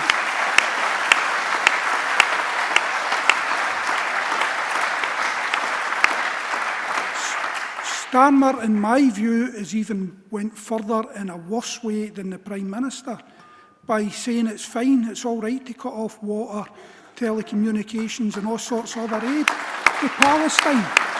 Palestine has been bombed back to the Stone Age as we stand here, as I stand here and you sit there.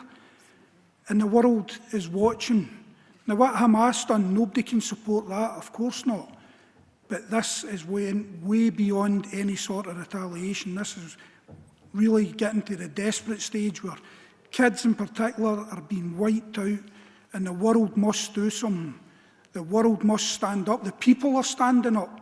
You know, Kenny just alluded to demos all over Britain and the world yesterday, quite rightly so. So the people are on the streets protesting, while the so-called leaders are saying to Israel, on you go, do what you like. Simply not acceptable, not good enough, and we've got to stand together and continue to fight to oppose that and to get a ceasefire, humanitarian ceasefire now. So, and obviously there's other stuff going on, you know, the war in Ukraine's going on, but it's interesting, when the war in Ukraine started, governments all over the Western world were saying to people to take in Ukrainian citizens. I've not heard one politician say it about Palestinians. Not one politician. So what's the difference there? Doesn't take much to work it out in my view. The racists are running the country into the ground. So on the issue, I'm a trade union official, elected a trade union official. And things aren't getting any easier. You know, we've had over a year now a dispute with, in effect, the UK government through the rail delivery group who are running the train operating companies. Now, they're making sure the bosses are still getting big pay rise and big profits. But for our members, it's job cuts, job losses, and for you, the travelling public, it's the loss of vital services. They want to cut, they want to close the booking offices. They want to cut the on-train staff, leaving vulnerable people even more vulnerable. So we're not just fighting for terms and conditions, we're fighting for the travelling public on that.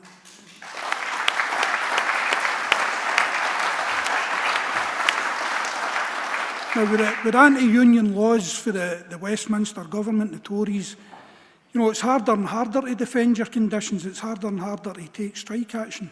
But we've just returned a reballot for the 4th time last week. So that shows you need to reballot every 6 months now. That shows you the strength of feeling of our members. We ain't going away. We will continue to fight for terms, conditions and jobs, but also the essential services that people rely on to get from A to B. That's a simple fact. So that fight continues. At Network Rail, they have despicably, I think I spoke about this the last time I spoke to you, they've despicably cut the maintenance regime in half. So the railway, which is the biggest engineering site in Britain, if you want to look at it that way, the maintenance has been halved. The workforce has been shredded. You know, there are 70-odd redundancies in Scotland alone just 2 weeks ago, with worse to come. And following the Carmont derailment, you remember the Stonehaven, locally called Carmont, the derailment, there was a commitment given that they would put in additional specialist drainage teams. They've now reneged on that. So that won't be happening. So they've told us even, I've been personally assured this would be happening. They've told our reps at consultations it would be happening, but in the latest version of their consultation document, they've taken it out. So they will put trains down embankments and they will kill people. They will have blood on their hands. They will have blood on their hands, and I've said it publicly, I've said it to the media, and I'm saying it to you guys here today. They will have blood on their hands because that's what they're doing. It's all about profit, it's all about pay, it's all about bonuses for the senior directors. Alec Hines, who calls himself Managing Director of Scotland's Railway, is on over £500,000 and he can double it in bonuses. To do what? To do the bidding of the Tory government. That's what he's doing. Absolutely disgraceful. So I'll continue and we'll continue to fight against that because they will kill people. You know, but we see how easily they can kill people. You see, I've just spoke about Palestine. So they're no bothered about people over there, but by their actions, the Tory government and the senior managers in the railway are proving they don't care about the people here either. It's all about money. And it is all about money. And it's all about money when you get your gas and electric bill in. It's all about money when your kids go to school and can't get the equipment they need and deserve to be taught to the required level. It is about money when you see the NHS, including here in Scotland, being privatised by stealth. But it's no money for us. We're paying for other people to get richer and richer and richer. And that has got to stop as well. I don't want to be the generation that hands inferior, hands lesser living conditions and working conditions onto my kids than I inherited from my parents and you guys inherited from your parents and grandparents. To me, that's not acceptable, and we need unity of purpose and action on all these things, you know, on the attacks in the workplace, attacks in the NHS, attacks in education, gas and electric going through the roof, bloody car insurance going through the roof. I've just had to renew mine and it's almost doubled. No accidents, no claims, but we'll just fleece you and we'll double what you were paying last year. Absolutely scandalous. And the political elite are just sitting, letting all this go by, because it doesn't affect them. It doesn't affect them. They're no counting the pennies away most of us are. I can see one or two look a bit more wealthy than me down there. But so most of us, you know, we live payday to payday, and if the pay's no in, it's a crisis. And for people on benefits or on low pay, that crisis is here every single day. And what did the political elite do? Threaten them with further additional hard sanctions for just trying to live, for trying to feed their kids, trying to sustain the means of life. And that's what the political elite are giving us. You know, it's mind-boggling, but it's mind-boggling for me that at this stage in the ebb and flow of politics, that support for independence is not through the roof, is not sitting in Scotland at 90%, because you'll always get people that will oppose it, and that's fine. I'm 100% in favour. I know people, good people, that are 100% opposed, and that's fine. But it should be through the roof. When you look at Starmer, he might be the Prime Minister in a year from now, or just over a year. I think it'll be at least as bad as the one we've got now, the one before and the one before. You know, they had that many for a period, it was hard to keep up. But all we've had is dross after dross. But is he giving us any sign of hope? Is he giving the people of Britain any sign of hope? Tony Blair used to boast that he had introduced the most restrictive anti-labour laws in the Western world. And as I told Anas Sarwar spoke immediately before me at a meeting in February. And I think he bitterly regretted me being next, because I pointed out all the bullshit that he just told the audience. And the bullshit was about workers' rights and trade union rights and all the stuff that the audience of about 300 people wanted to hear. But we heard that bullshit from Blair, who then introduced the most restrictive anti-labour laws in the Western world.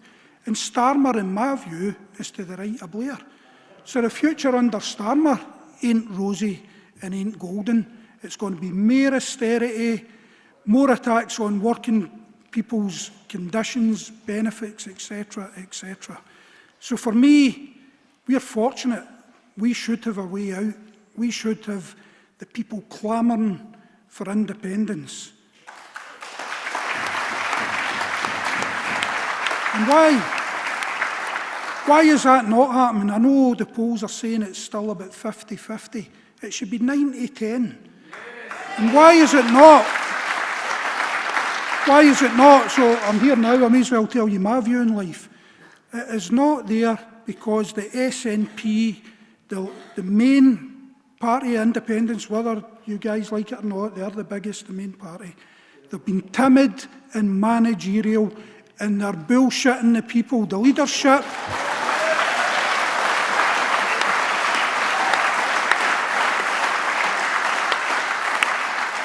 the current leadership of the SNP and the previous leadership of the SNP under Sturgeon tried to hoodwink the people of Scotland. They did not take the demand for independence one iota forward, in my humble opinion. They did not, and it's a betrayal of the Scottish people. It's a betrayal. So you guys here are hopefully going to be the conscience of the indie movement and the SNP rank and file, the activists, because a lot of great people. I've spoken at SNP conferences, fringe events, you know, the trade union group, etc. Great people, just like you guys are, who heart and soul want independence. But do their leaders? Not in my view. They like the ministerial Mondeo or whatever it is these days, and all the rest of it. And as for the Greens, Jesus, don't get me started on that. So,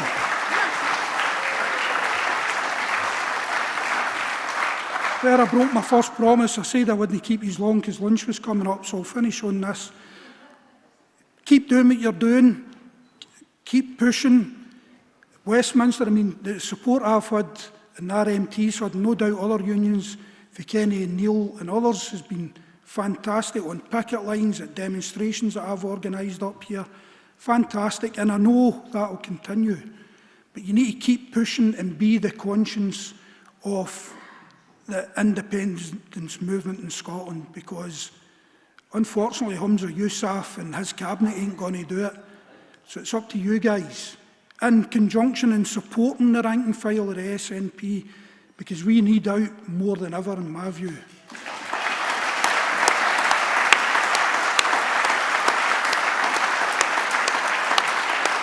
And you know, I've got nothing against England, people in Wales, or I've got some great friends, but if the majority of people there want to vote Tory, that's a matter for them.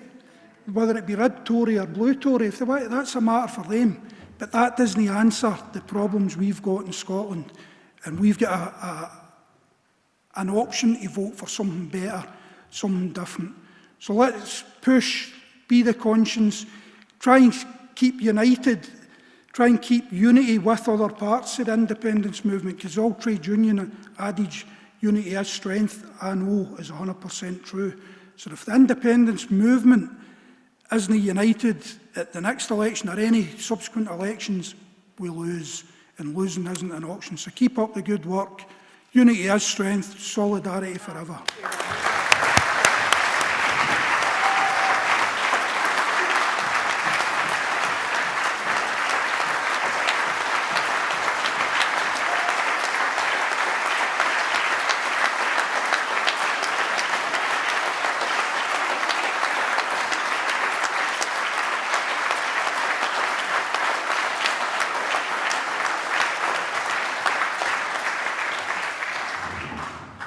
Thank you very much indeed to Gordon Martin. And with that excellent speech, we go to lunch. And I'll advise that there are two fringes on now. Apologies to Energy Action Scotland who are coming in here for their fringe between now and 1:30. to be chaired by Ken McCaskill. And then in the lesser hall, there's a fringe changing the balance of power in Scotland's housing schemes. And that's on to 1:30. And we'll see you all back here at 2 o'clock, unless you're staying, which I'd encourage you to do so, for the Energy Action Scotland Fringe. Thank you very much indeed.